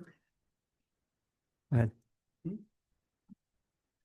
make a motion that we recommend to city council approval of the change in the comp plan from LDR 1 and LDR 1 and LDR 2. LR to IR. State that it's low residential to intermediate residential. Intermediate residential. Yes, please. So from low residential to medium residential, because Intermediate and residential. I used the word, I asked the question earlier, is it a radical change to the comp plan? And I don't believe that it is a radical change. I think it's consistent with the neighborhood. I think it provides a buffer to other developments to the west of that. And I think it provides a good product for people who would like to live and invest in Rexburg. And yeah, it's the first one, but if he does a good job on it, it's going to encourage more of that. we good there? Okay. I'll second it. Okay, we have a motion and a second. All in favor? Aye. Aye. Any opposed? Me. Okay. So, Van. Good. Randall too. Okay. Okay, so the motion carries and it will go to city council. Okay, now we're ready for part two.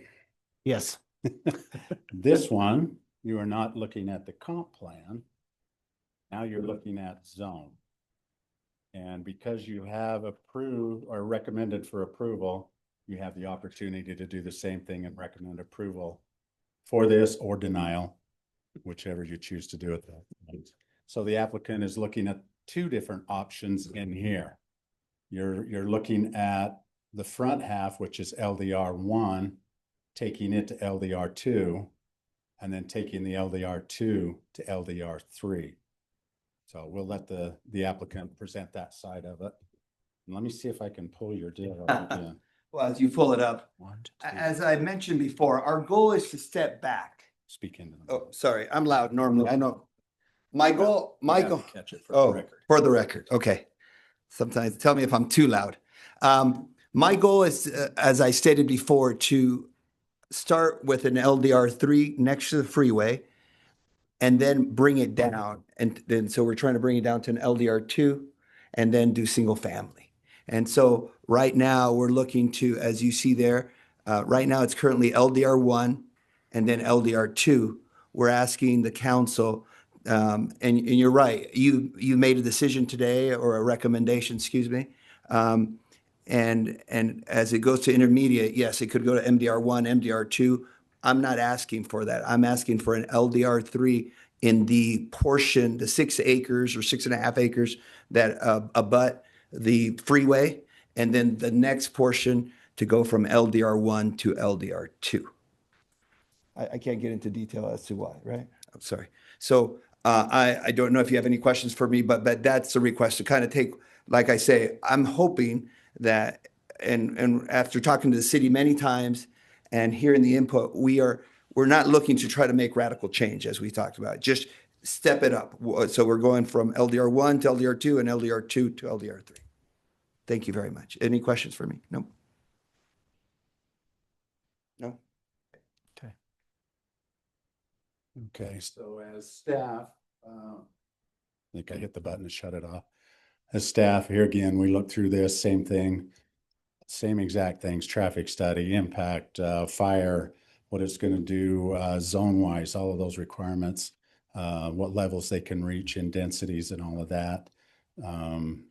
What roads, and this is one of the critical things when you get talking zones and you start talking about a development in there.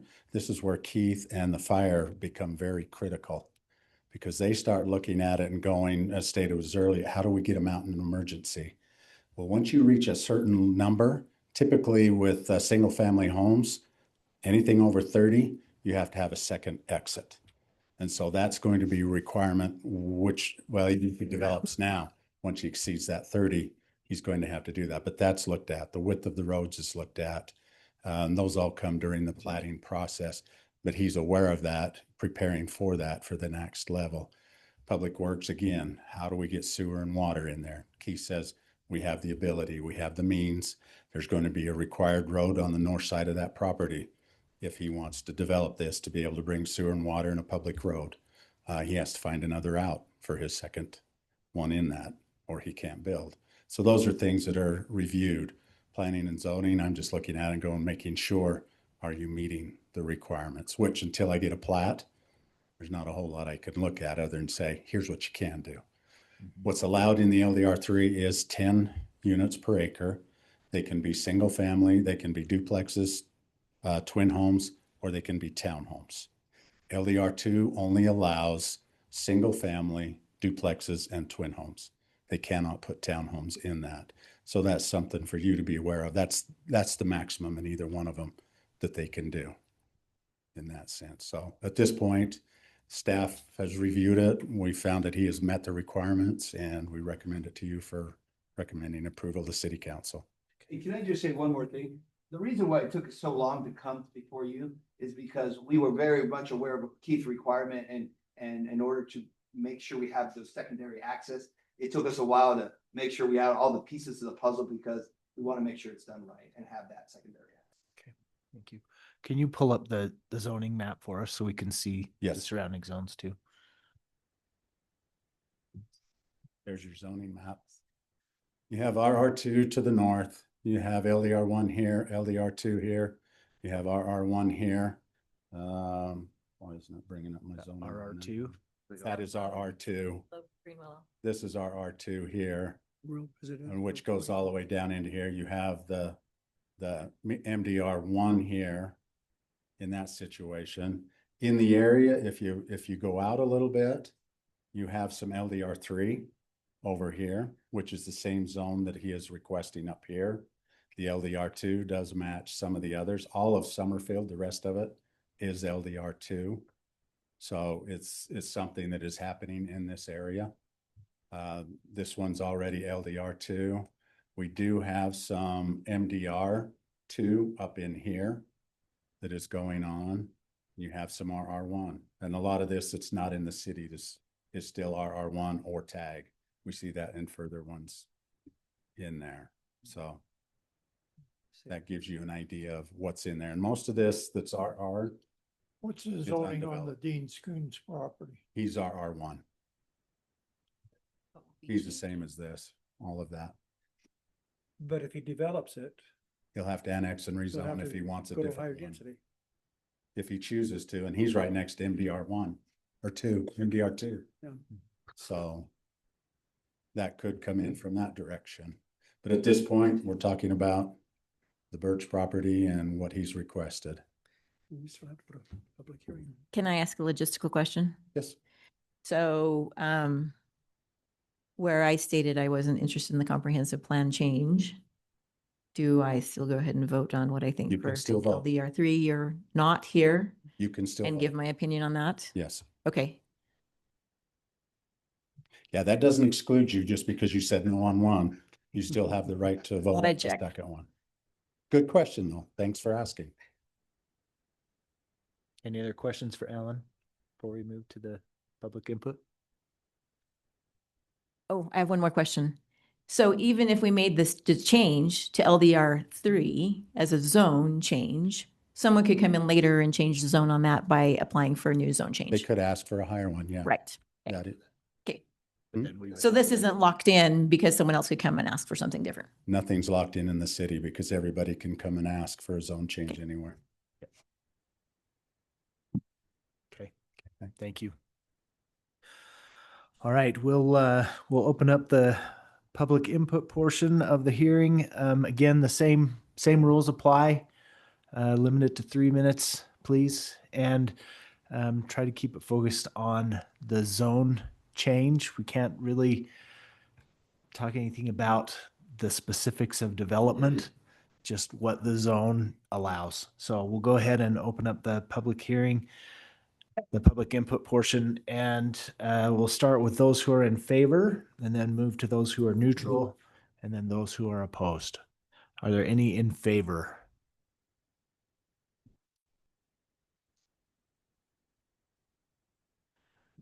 Greg Newkirk, 975 Westwood Drive in Rexburg.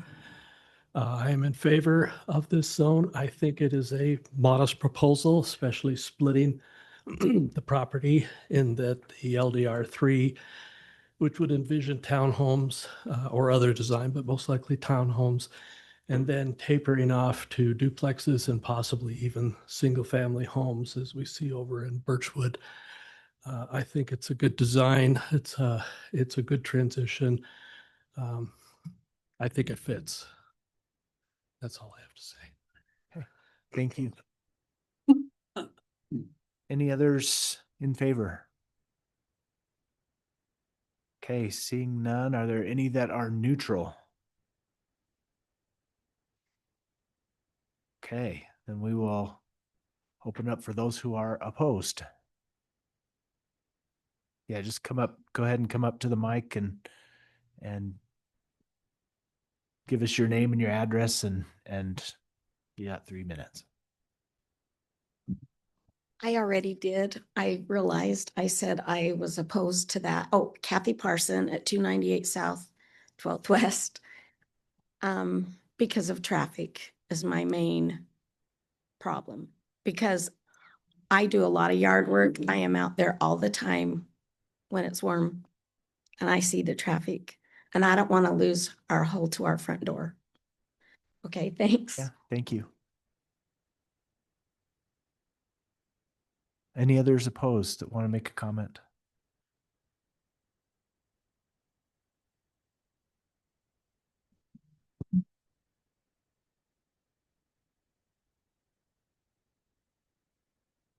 Southwick, 375 South 12th West.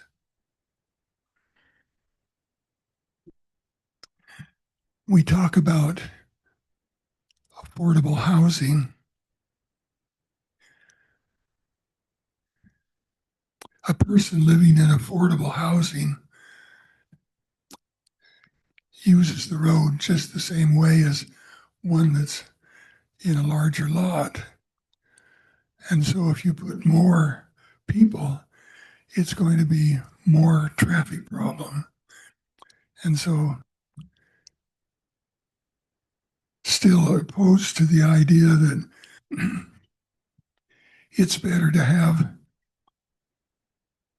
townhomes up against the freeway because it's more affordable.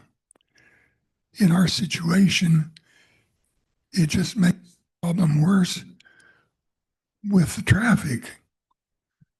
The one thing that wasn't talked about, or haven't had a chance to talk to the city about it, is the canal that's on the east side of 12th West. If you're going to expand 12th West to 5 lanes, that canal is in the way. And years ago, I talked with the canal company, and they said that canal cannot be covered because there was not enough grade to keep the water flowing because of the sediment that builds up. So it's good to talk about expanding 12th West, but 12th West cannot be the whole solution to the problem of traffic. We're going to have more alternatives, whether it be a bridge on the North Road that he's talking about that would go over to Pioneer Road, or doing 7th South. There has to be something more than just widening 12th South. And I'm suggesting that it may be premature to make the approval of this change because of the implication it is for the whole development of this piece of property. I'd feel much more comfortable if indeed Mr. planning on a larger development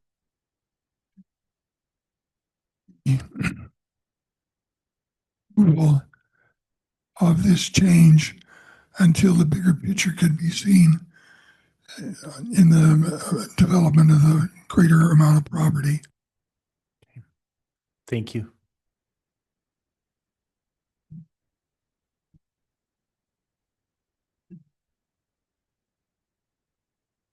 Brent Harris, 1125 Woodson Lane, Rexburg.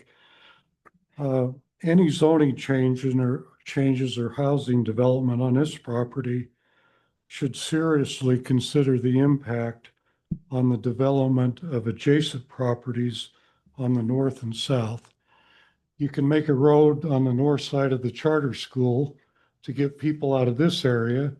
Then when the Bertina Steiner family develops that, and you could potentially change it to intermediate, part of it to intermediate residential. And that could be up to 20 lots per acre.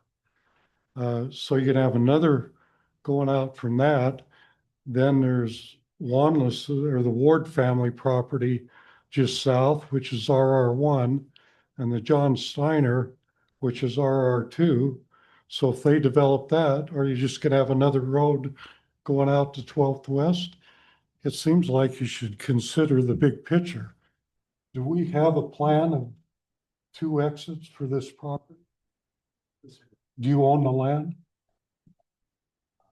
Okay, so are you going to have to rezone land to the south to get that road out there? To be what? Single family. Anyway, we need an overall plan. Development of the adjacent properties for housing is imminent and should consider the whole area, not just each individual as it comes along. We should try to limit the number of accesses to 12th West, both to eliminate unnecessary traffic congestion, but also for access by emergency vehicles. And I sometimes think this process is a little bit reversed. We approve something, then the city, they get a plat and figure out how it's all going to work. It's hard to make a decision if you don't know how it's going to work before you make the decision. And I know that's not your fault, but that doesn't seem logical to me. That's why we have comprehensive plans, which are not totally restrictive and not totally encompassing. And they are flexible. But what are you going to do when these other properties are developed? Are you going to change it to intermediate residential? And then you don't know what'll happen from there. And what is the plan for access and ingress and egress? I think you need to know that before you approve some of these changes instead of doing it parcel by parcel. And that seems to be what's happened in the past in Rexburg, and I think it's got us into trouble. Thank you. Thank you.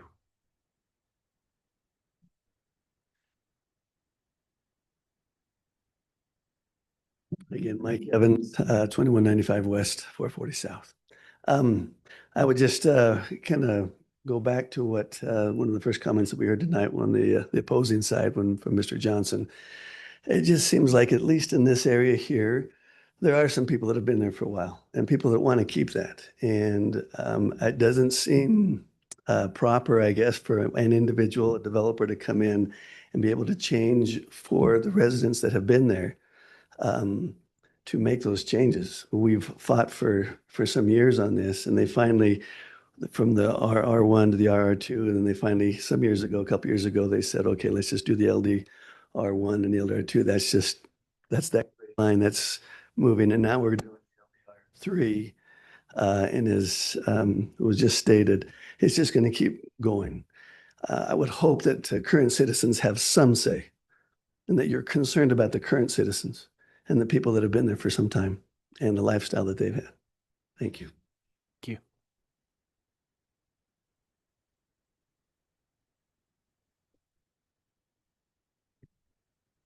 Leon Parson, 298 South 12th West.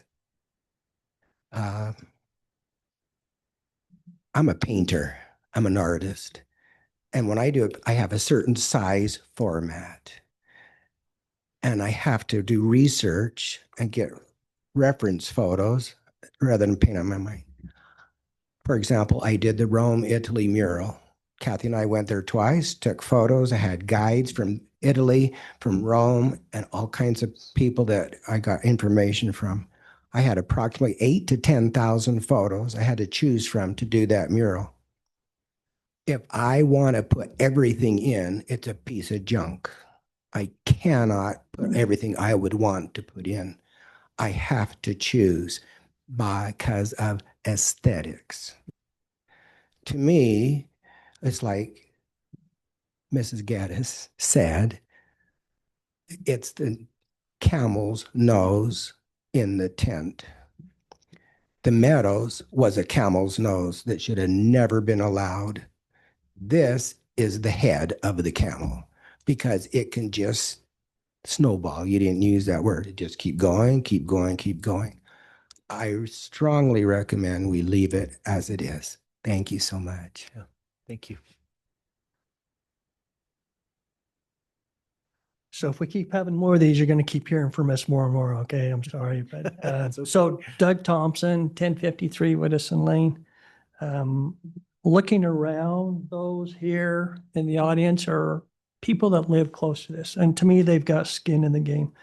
I'm not sure. I'm not going to dispute, but when the gentleman that said he approved it, I look at his address, and I'm not sure he's close to where we're at, and why the concern would be his. But for me, when I look at this, if the city council approves, what you had recommended, to me, if you look at the LDR2, that's very appropriate for the situation we have. If you look at what we have over here in the Summerfield on the lower, the south side, those are also LDR2s, and they're homes. They're family homes. They're tight, but they're family homes, and they are very appropriate for an area like that. There is a concern, obviously, about extending this in the future, going down towards Whittison Lane, where I live. For me, it would be hard for me to examine, to look out, to see the beautiful skyline and see a 2-level townhome. I also will tell you that living next to the highway, even though I'm a little ways away, I hear the traffic all the time. You get to where you ignore it. So the traffic should not be an issue about having whatever's there. I think families will be all there if you give them a chance. Thanks. Thank you.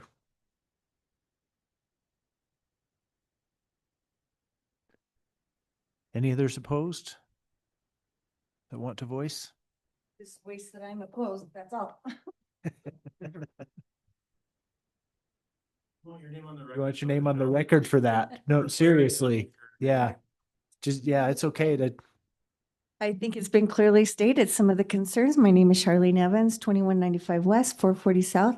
And I would just hope that you would take into consideration, maybe even drive the area, take a look at really what's down there and just think for a moment, is this really what should be down in this area? So thank you very much. Thank you. Okay, I think that's everyone. Any others? Okay, we'll turn the time over to the applicant for rebuttal. Mr. Harris is one that just left? Yeah, I'm sorry. I wanted to address his comments first. I agree with Mr. Harris. I think it would be great to look at it as a comprehensive. Unfortunately, the way things work, it has to be done. The rezoning just has to be a rezone, and without giving you a lot of details. And I didn't find that out till the last time we went through something similar. But the reason why I agree with Mr. Harris is because I want you to see what we're trying to do. I'm not trying to hide anything. I do believe that stepping it back makes sense. I do believe in affordable housing. And I do agree that the Meadows is not the example of affordable housing. And that is not what we want to do. I've stated that before, but I want to state it again because I've heard it from the first day we met that Meadows is the opposite of what you should be doing. And that's what we hope to do. We hope to provide a good product for sale. We're not renting any of them. They're all for sale, whether it be the single family homes or the townhomes, they're all for sale because we believe that people take pride in ownership. When you rent a product, sometimes people don't take care of it as well. But if they own it, they do a better job in taking care of. Again, the other reason why we want to show the comprehensive plan or kind of what we have for that area, is it the Steiners that own the south part? Yes. Steiners. Yeah, we waited a while, as I mentioned, to come to you because we needed to speak to the Steiners in order to get an agreement with them in order to have an access going to the south. And so our goal, even though, again, not laying anything out per se, is to go to have the egress, both one come through Twisted Willow and the other one to 12th West, I guess. And so we are trying to make it as least disruptive. I understand that any change is a disruption. And you've lived there many years, 30, 40 years, I hear, and any change, even adding single family homes will be a lot more single family homes in the area because right now there's a lot of farmland, right? And so it's not something you're used to. But however this turns out, I still would love to sit with every one of you and try to work out something, because even if we get the zoning, we can still determine the density necessarily within that zoning. We don't have to go to the max of that zoning. I always have, and it's not always worked out, but I always want to be a good neighbor, right? Some people may say, okay, let's take you up on that. Let's work together. Let's see what we can come up with. And some people just vehemently, I don't want to, I'm the enemy kind of thing. And I don't want to do that. I want to work together with the neighborhood.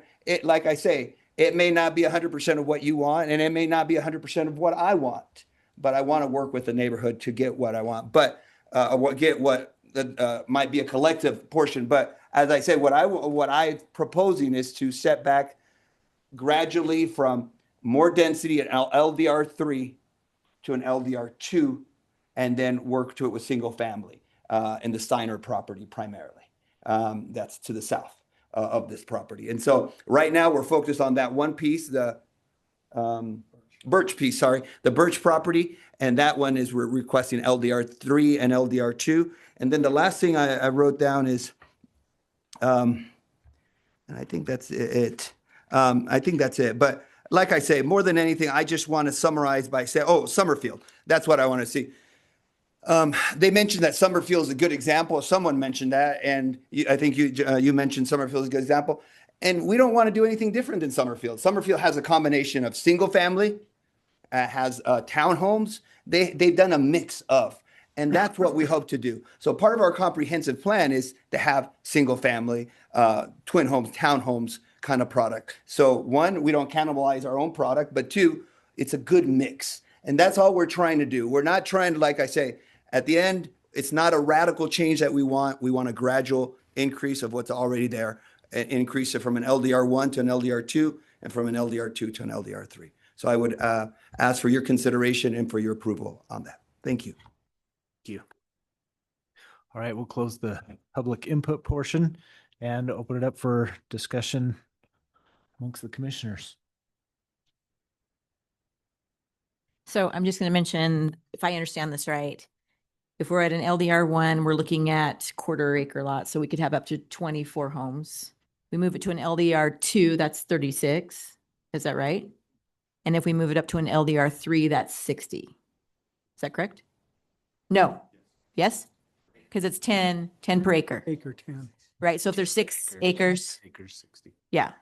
Okay, so that's what we're looking at, is potentially moving those. What, in isn't that- the lot going to be split in half? So half LDR3 and half LDR2. So it's not the whole lot. It's just half of it. So how much, Yeah, I thought it was 6 acres though for the 6 acres for the LDR3, right? 36, 60. Yeah, in the yeah. sky- So 36 on the LDR2 and then 60 on the That's other a one. max density. Right. Then we have to go to that. That's Right. the max if we do a PUD, correct? But that's, Yeah. yeah, so that's what we have to look at, is the maximum amount. That's what you got. there. So that's what we're looking at, right? Moving that LDR1 to 30 or from to LDR2 with 36 and moving that LDR2 to LDR3 from 36 to 60. Yeah, the total increase in, according to the staff report, it was about 40 units from what it currently can hold. If we make this change, it would increase by about 40 units from about 60 to 100 ish in that neighborhood. So this is my thought on this, and this is a little bit on the difference between a comprehensive plan and a rezone. Comprehensive plan is a vision of what it could be in the future. Zoning is what it can be right now. And so I'm looking at this in terms of looking at the zoning and looking at the zoning around it, and wonder if an LDR3 is the right fit for that area at this time. Now, as far as comprehensive plan goes, I think that making it the IR is the right direction to go. But is now the right time to do this rezone? I'm leaning towards maybe not. So let me ask you, what determines the right time?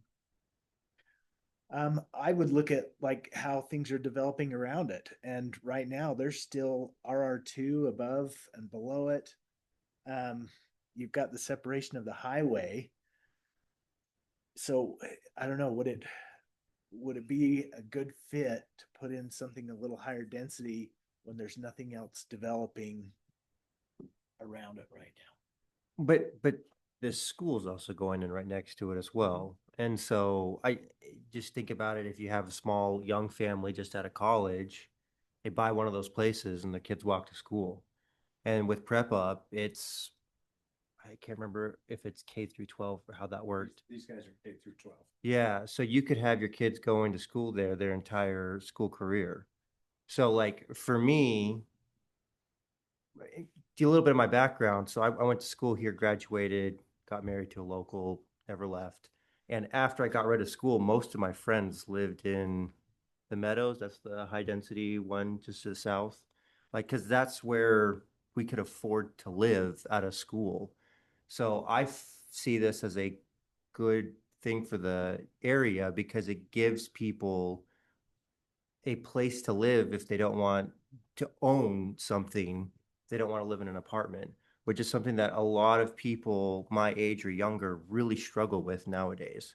And that's the reason why I like this vision. I like someone taking the chance on this, because a lot of people are completely priced out.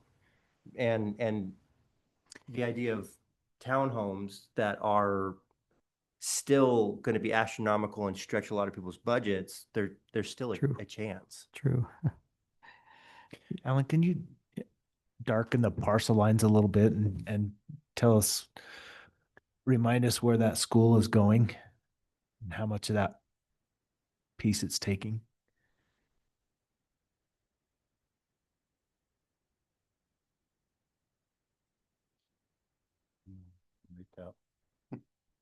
That's the school. That's the school just on the other side of it. Okay. Is the school 11 acres? Remind me.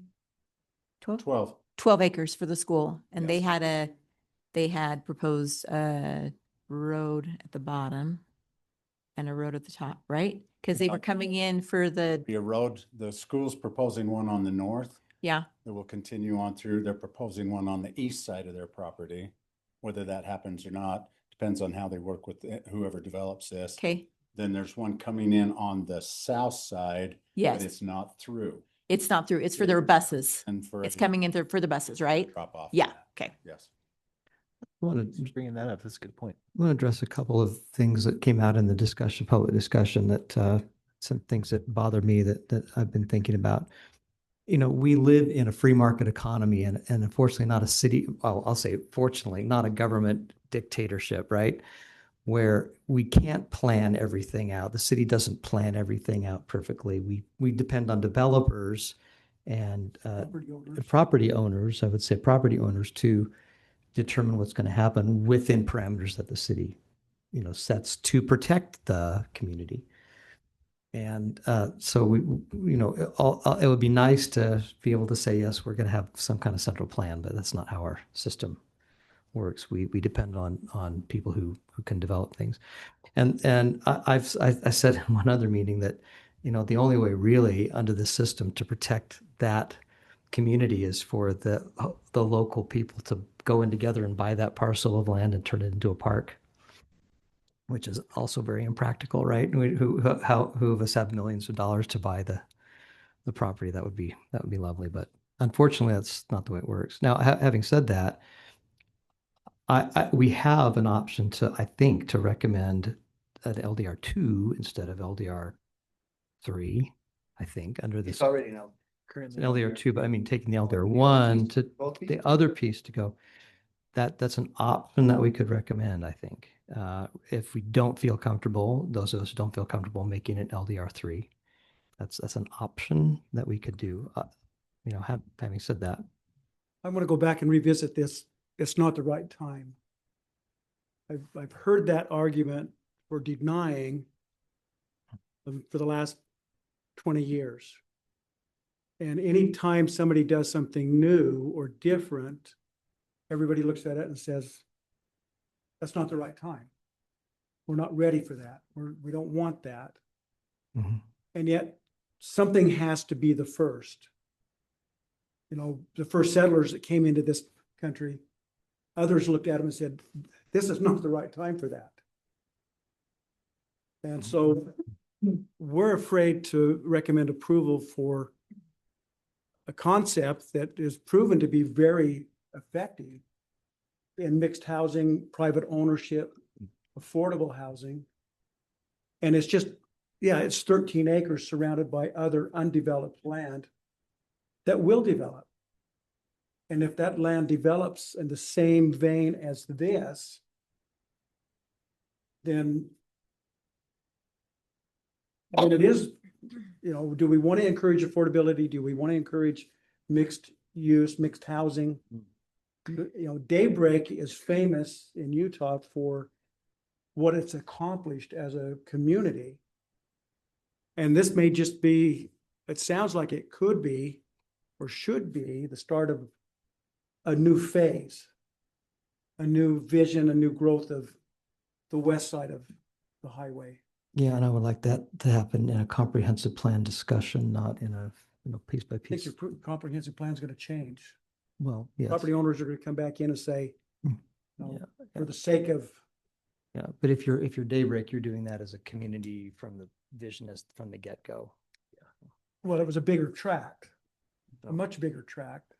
We're dealing with 13 acres on a similar type vision or similar concept. It won't have the commercial, it won't have the retail that's included in Daybreak. But I'm not afraid of it. When I look at my view or my role as a commissioner and read through the things that we have to balance, we balance the rights of the property owners, in this case, Mr. Diaz, with the surrounding community.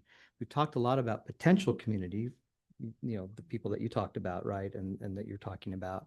And I could be one of those people saying, I'm an empty nester. I want to go find a townhome. Well, there maybe is a townhome right there, in that neighborhood. So I could be one of those people. But that to me is, I want to consider the needs of this community that exists now against the rights of the property owner. That's what I'm weighing, not. Yes, the city vision is one thing, but the city vision should be run by the comprehensive plan, and my role as a commissioner is to balance property rights against these other things. And some of what I look at when I talk about the right time is continuity as we grow, right? That we're not a patch here and a patch there, but there's some continuity in that growth. So question. I guess I would argue if we for that growth to extend to the north and to the south. Put a higher density along the highway. Right. I mean, I'm not opposed to that, but what I'm saying is like, you've got some development up here and some development down here. Is it better for it to develop this way rather than here and out? That's just, I haven't made a decision. That's just what I'm thinking. May I just add a thought? I would agree with the comment two ago. I'm sorry I didn't recognize who was speaking, but this property has come across those of us who've been on this commission for a few years now. This is the fourth or fifth time that we've discussed this property. And at the same time that this has gone in and out of discussion, Summerfield has probably added another 100 homes on the other side of the road, and townhomes and single family homes. And it used to be that those were called starter homes, maybe back when they were closer to $200,000 products. And now that they're, probably averaging 450 or more, you ask yourself, what is a starter home in Rexburg, Idaho these days, and what would allow someone who is trying to get a starter home, what type of product? And so when I look at this and such a small piece, I don't look at what's directly to the north and to the south, but zoom out a little bit and look at what's happening in this area. And people are consistently buying these houses in Summerfield, both at that $500,000 range, but more so, there's so much more demand for them to continue to create more townhome type product that people can afford. And so when I look at this, I'm not looking at traffic, because that's being looked at by professionals who are calculating that. I'm not looking at water and sewer, because we have engineers doing that as well. But I am pulling myself to that 10,000 foot view a little more and saying, this is the heart of Rexburg. This is where people want to live close to town. And things are developing further out, but then they're digging more wells, and there's a lot of other complications. It just seems to me that where the city has put in the infrastructure, the roads will be improved, and this gives more people an opportunity to live centrally in our city, that should be highly considered by us as a council. Thanks, McKay. What kind of structure do you envision on the 1/10 of an acre? How many square feet, how many bedrooms? We can do. Have we got any? The 10 per acre gives you 4,356 square feet for the lot. So it's a very small lot. And it works very well for townhomes, which don't require a lot of yard. But that's the minimum. They can go larger if they want to. And that's the key thing to remember. Go larger lots. You can make, yeah, when you look at our code, any of those, RR1, RR2, any one of them, they list a minimum size lot. RR1 says you have to have a 1 acre. I can go and zone it LDR3, and I can make a 5-acre lot. There's nothing to stop me from going bigger. I just can't go lower than what that requires. So keep that in mind also when that comes into play. We've done some things where we've modeled different products on acres to see if we can make it work. Kyle put one together for tiny homes and goes, okay, if the zoning wasn't a restriction, how many of these could I fit on here and still have my parking, some green space? I think he crammed 19 of them on 1 acre, and you still had parking, roads, everything you needed. So again, size of the home, things that go into play, those are all critical factors. And the comment was made about Summerfield. They've done 3 plats in the last, I want to say 4 years. They're almost out. They are running out, and they're getting ready to plat a whole bunch more, and they can't build them fast enough. Wow. They are selling as fast as they can put them up. So I want to mention this about them then, because those who do live in the Meadows, they move over to Summerfield because that gives them more space. That is what's happening. So why don't we start there? Why aren't we starting LDR2? Because that's what people want right now. That's where they're trying to build. And if Summerfield is needing LDR2, trying to build that out, why are we not staying at that spot? So simple reason, I started in a $5,000 trailer because it was all I could afford. But once I got to a point that I had some equity and my income increased, then I could step up to the next level. Those in the Meadows start building equity in a home like that, and then their job improves, their skill set improves, and they've got a higher income, then they can move to that. It's those introductory students, people, young ones that are going, how do I get into my first one? And when your payment is less than a rental, you start going, okay, how do I make this work? So I guess that's my point though, is that what McKay was saying and what you were saying is they're building out more in Summerfield because the demand is so high. So let's go with the LDR2. That is the demand right now. They have LDR3 in there, and they build 160 townhomes, sold them as fast as they could build them. So I'm saying we can stay with LDR2 and they can still sell. That's what I'm trying to say. They also built LDR3 is what he was saying too. Yeah, I know there's LDR3 in there as well. And I know they're all built out and I know that they're all sold as well. I know But plenty of people who live what we're there. looking at here is that combination, because not everybody can jump into an LDR2, LDR1 immediately. Some people may never get to that level, but they may be able to get into a townhome. We're not here to decide that. That's not our goal. Our goal is, does it fit in this zone, in this area? And when you look at the overall picture of this stuff west of the freeway, this is a drop in the bucket to what's coming. Yeah. No, you cannot. No.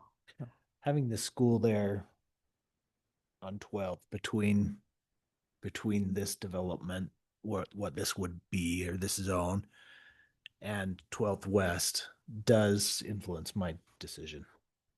Buffer. Because there's a buffer there.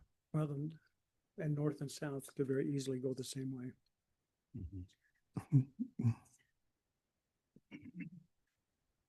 And the more people, the faster the road gets improved. One thing because we've had this thrown around, are we thinking of staying with the original idea of 1 to 2 and 2 to 3, or do we want to do 2 for everything? What are you guys thinking on that? That depends on I was motion just somebody wants to make. I was actually gonna jump in and just take a chance here and see what happens here. I'm gonna make a motion.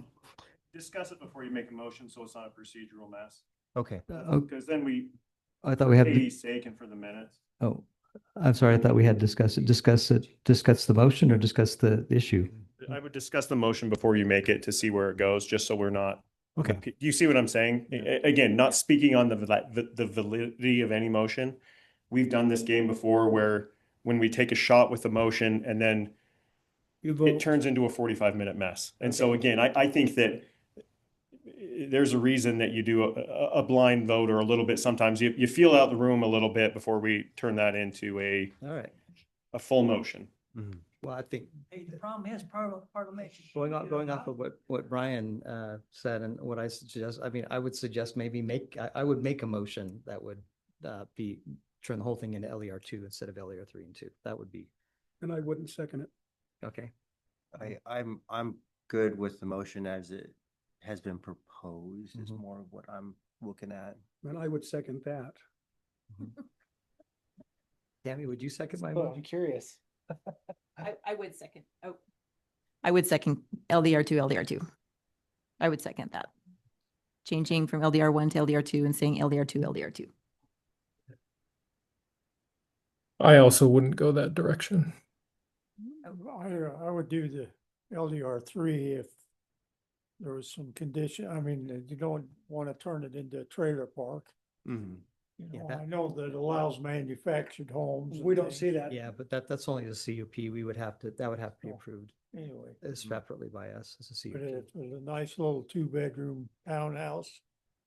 Was being able to improve the looks of it. That you can own. That you could own. I could see that really being an asset for a young couple. I'm sorry, what did McKay say? Did he? McKay, what did you say? Would you You say said that something, but again? we couldn't hear it. Yeah, I would be pushing as well to take this to LDR3 as proposed by the applicant. And Randall, that's, again, all I wanted was a read of the room to avoid administrative issues. Right. You're free to make any motion you want. Thank you very much. So what did McKay say? He was quite what you guys were on. Okay. I guess you're the tiebreaker. Be the tiebreaker.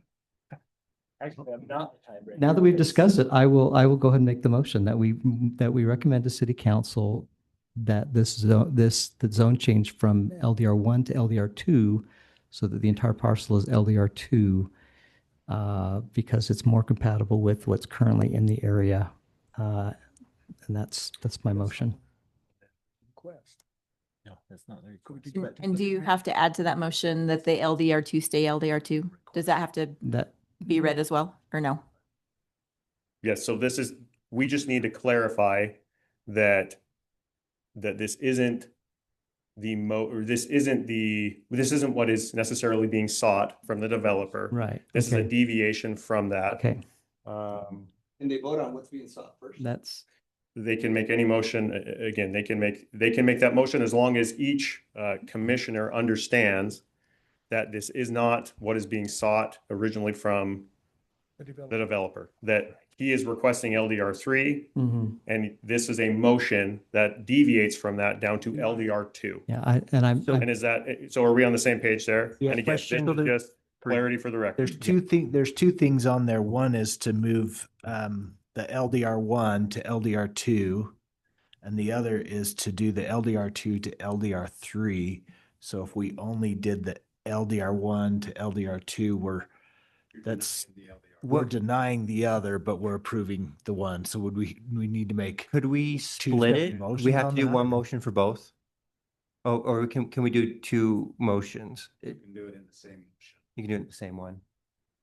Because Approve once, deny the other. But it's not exactly what the applicant is Right. asking for. It's only like half of what they're asking for. Sure, we have had, and the reason that I want clarity for the record is because we've had scenarios, and again, make a motion that you want to make, vote on it however you please, but we have to have clarity for the record because we've had the scenario where 2 days later, somebody says, I didn't understand what I was voting for. Oh. Right. And so that's why I hopped up here, because it turns into an administrative mess. So if anybody has, again, on a motion like this that deviates from a standard recommendation, I just like to make sure that everybody understands exactly, because again, it turns into the matrix in my brain sometimes when we start talking about LDR2, LDR3. So when we make a motion like this, Randall, I think if you're going to make that motion, just clarify exactly what we're doing and how it deviates,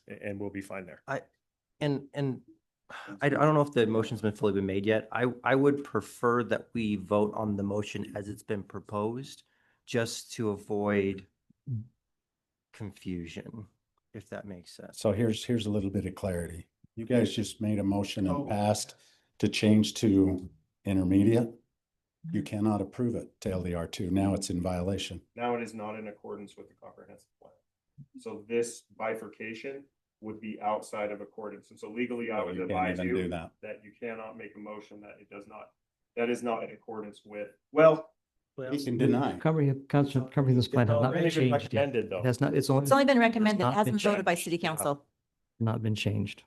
But Yeah, so what do we do? approve one and then approve the other is a denial. It creates. Well, it's a denial of half of it. Right. Well, but you have a conflict with the LDR2 that already exists. Right. Because it doesn't fit your comprehensive plan. All right, counselor, counseless. You're contradicting yourselves in your motions as well. This is why I wondered if I should be abstaining from this. The council generally, and there has been, I think the record should show, the city council should hear that we are divided and conflicted in this. Now, I will withdraw my motion, allow whoever wants to make a motion to do it, but. and I think that, again, the record, Randall, I think your point is well taken, that the record reflects. The record discussion, reflects that. particularly with the yeah. recommending. And I board. think so. You could just see that's why, to your point, when you're like, oh, because I've just been down this road and it turns into So I'm going to withdraw my motion, but then allow you to make your motion, but the record will show what we've discussed and the city can do what they want. I will attempt to make a motion.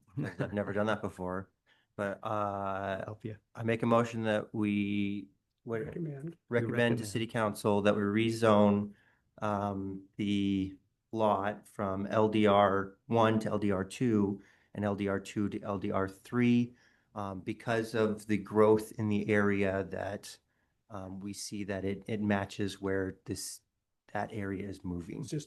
Consistent with the comprehensive plan and how that area is growing. I'll second that. Okay, we have a motion and a second. Any further discussion on the motion? I just want to make sure that we're good here. That Okay. good. Yeah. All in favor? Aye. Aye. Any opposed? Nay. Aye. Nay. Aye. What do we say? Nay? I oppose. Okay, 4-3, is that Get it? correct? yeah, 4-3 is 5 to 3. McKay was the, 2, 5-2. 3, Okay, 4. It's 4-3. 3. I What's said, 4-3? I said no. Was McKay? Oh, you said no? I said no.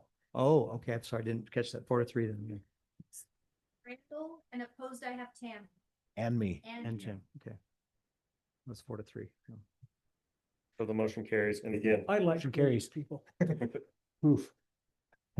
So do I. So counselor, that was easier for us to do it like that then, so that it can be reflected for the city council how we were divided. It was better to do it that way than to try and create two motions. I wouldn't say better to do it that way. I said from procedural standpoint, when we have a question of whenever so the Supreme Court specifically allows us, if anybody says, why would you guys ever do this in the same meeting? And again, I looked at this again today because I always ask myself sometimes the same question. The Idaho Supreme Court has held that the comprehensive plan amendment and rezone applications can be considered in tandem and during the same hearing, but the board is required to deliberate on the comprehensive plan amendment prior to the consideration on the rezone. That's the County Board of Commissioners. It's a 1998 Supreme Court case. Boring reading. I wouldn't recommend it. But there is an important precedent that what we did here, we can do it. It can create sometimes procedural issues when you have, this is a recommending board, you make a recommendation to a governing board. Mm-hmm. And so that recommendation is outstanding. And then if you do something that maybe contradicts that, it leads them in a procedural weird spot, because even if they approve the one, they would have to, just from a procedural standpoint, have to go back and put it in front of the board. And so there's just some of those weird entanglements. And is that Idaho Supreme Court? It is. Okay. And so the city council will see the notes from our meeting, we'll see the discussion, and they can decide from there however they choose to go. Good discussion. So They were invited to watch this, whether they do or not, but they were invited to watch, knowing that they're not gonna get a lot of time to review. We've had that discussion, and again, I trust that they're fully aware of the time frame here, and I trust that they will review the minutes thoroughly and look at it specifically with the amount of, again, balancing the rights of both Mr. Diaz and then the amount of feedback we've had from the community. But again, guys, I think this was, I'm very much a fan of this type of dialogue, but then again, dialogue that is grounded within, it doesn't make sense sometimes to discuss things that aren't the full picture. It's kind of like, hey, if I tell you, don't think of the color orange, the first thing you're going to do is think of those things. But I appreciate both the applicant, members of the community, and then as well, this Board of Commissioners adhering to that, because ultimately, when these things do end up, whether, they're contested anyway, we have a clear record, and then, we're doing things based in law.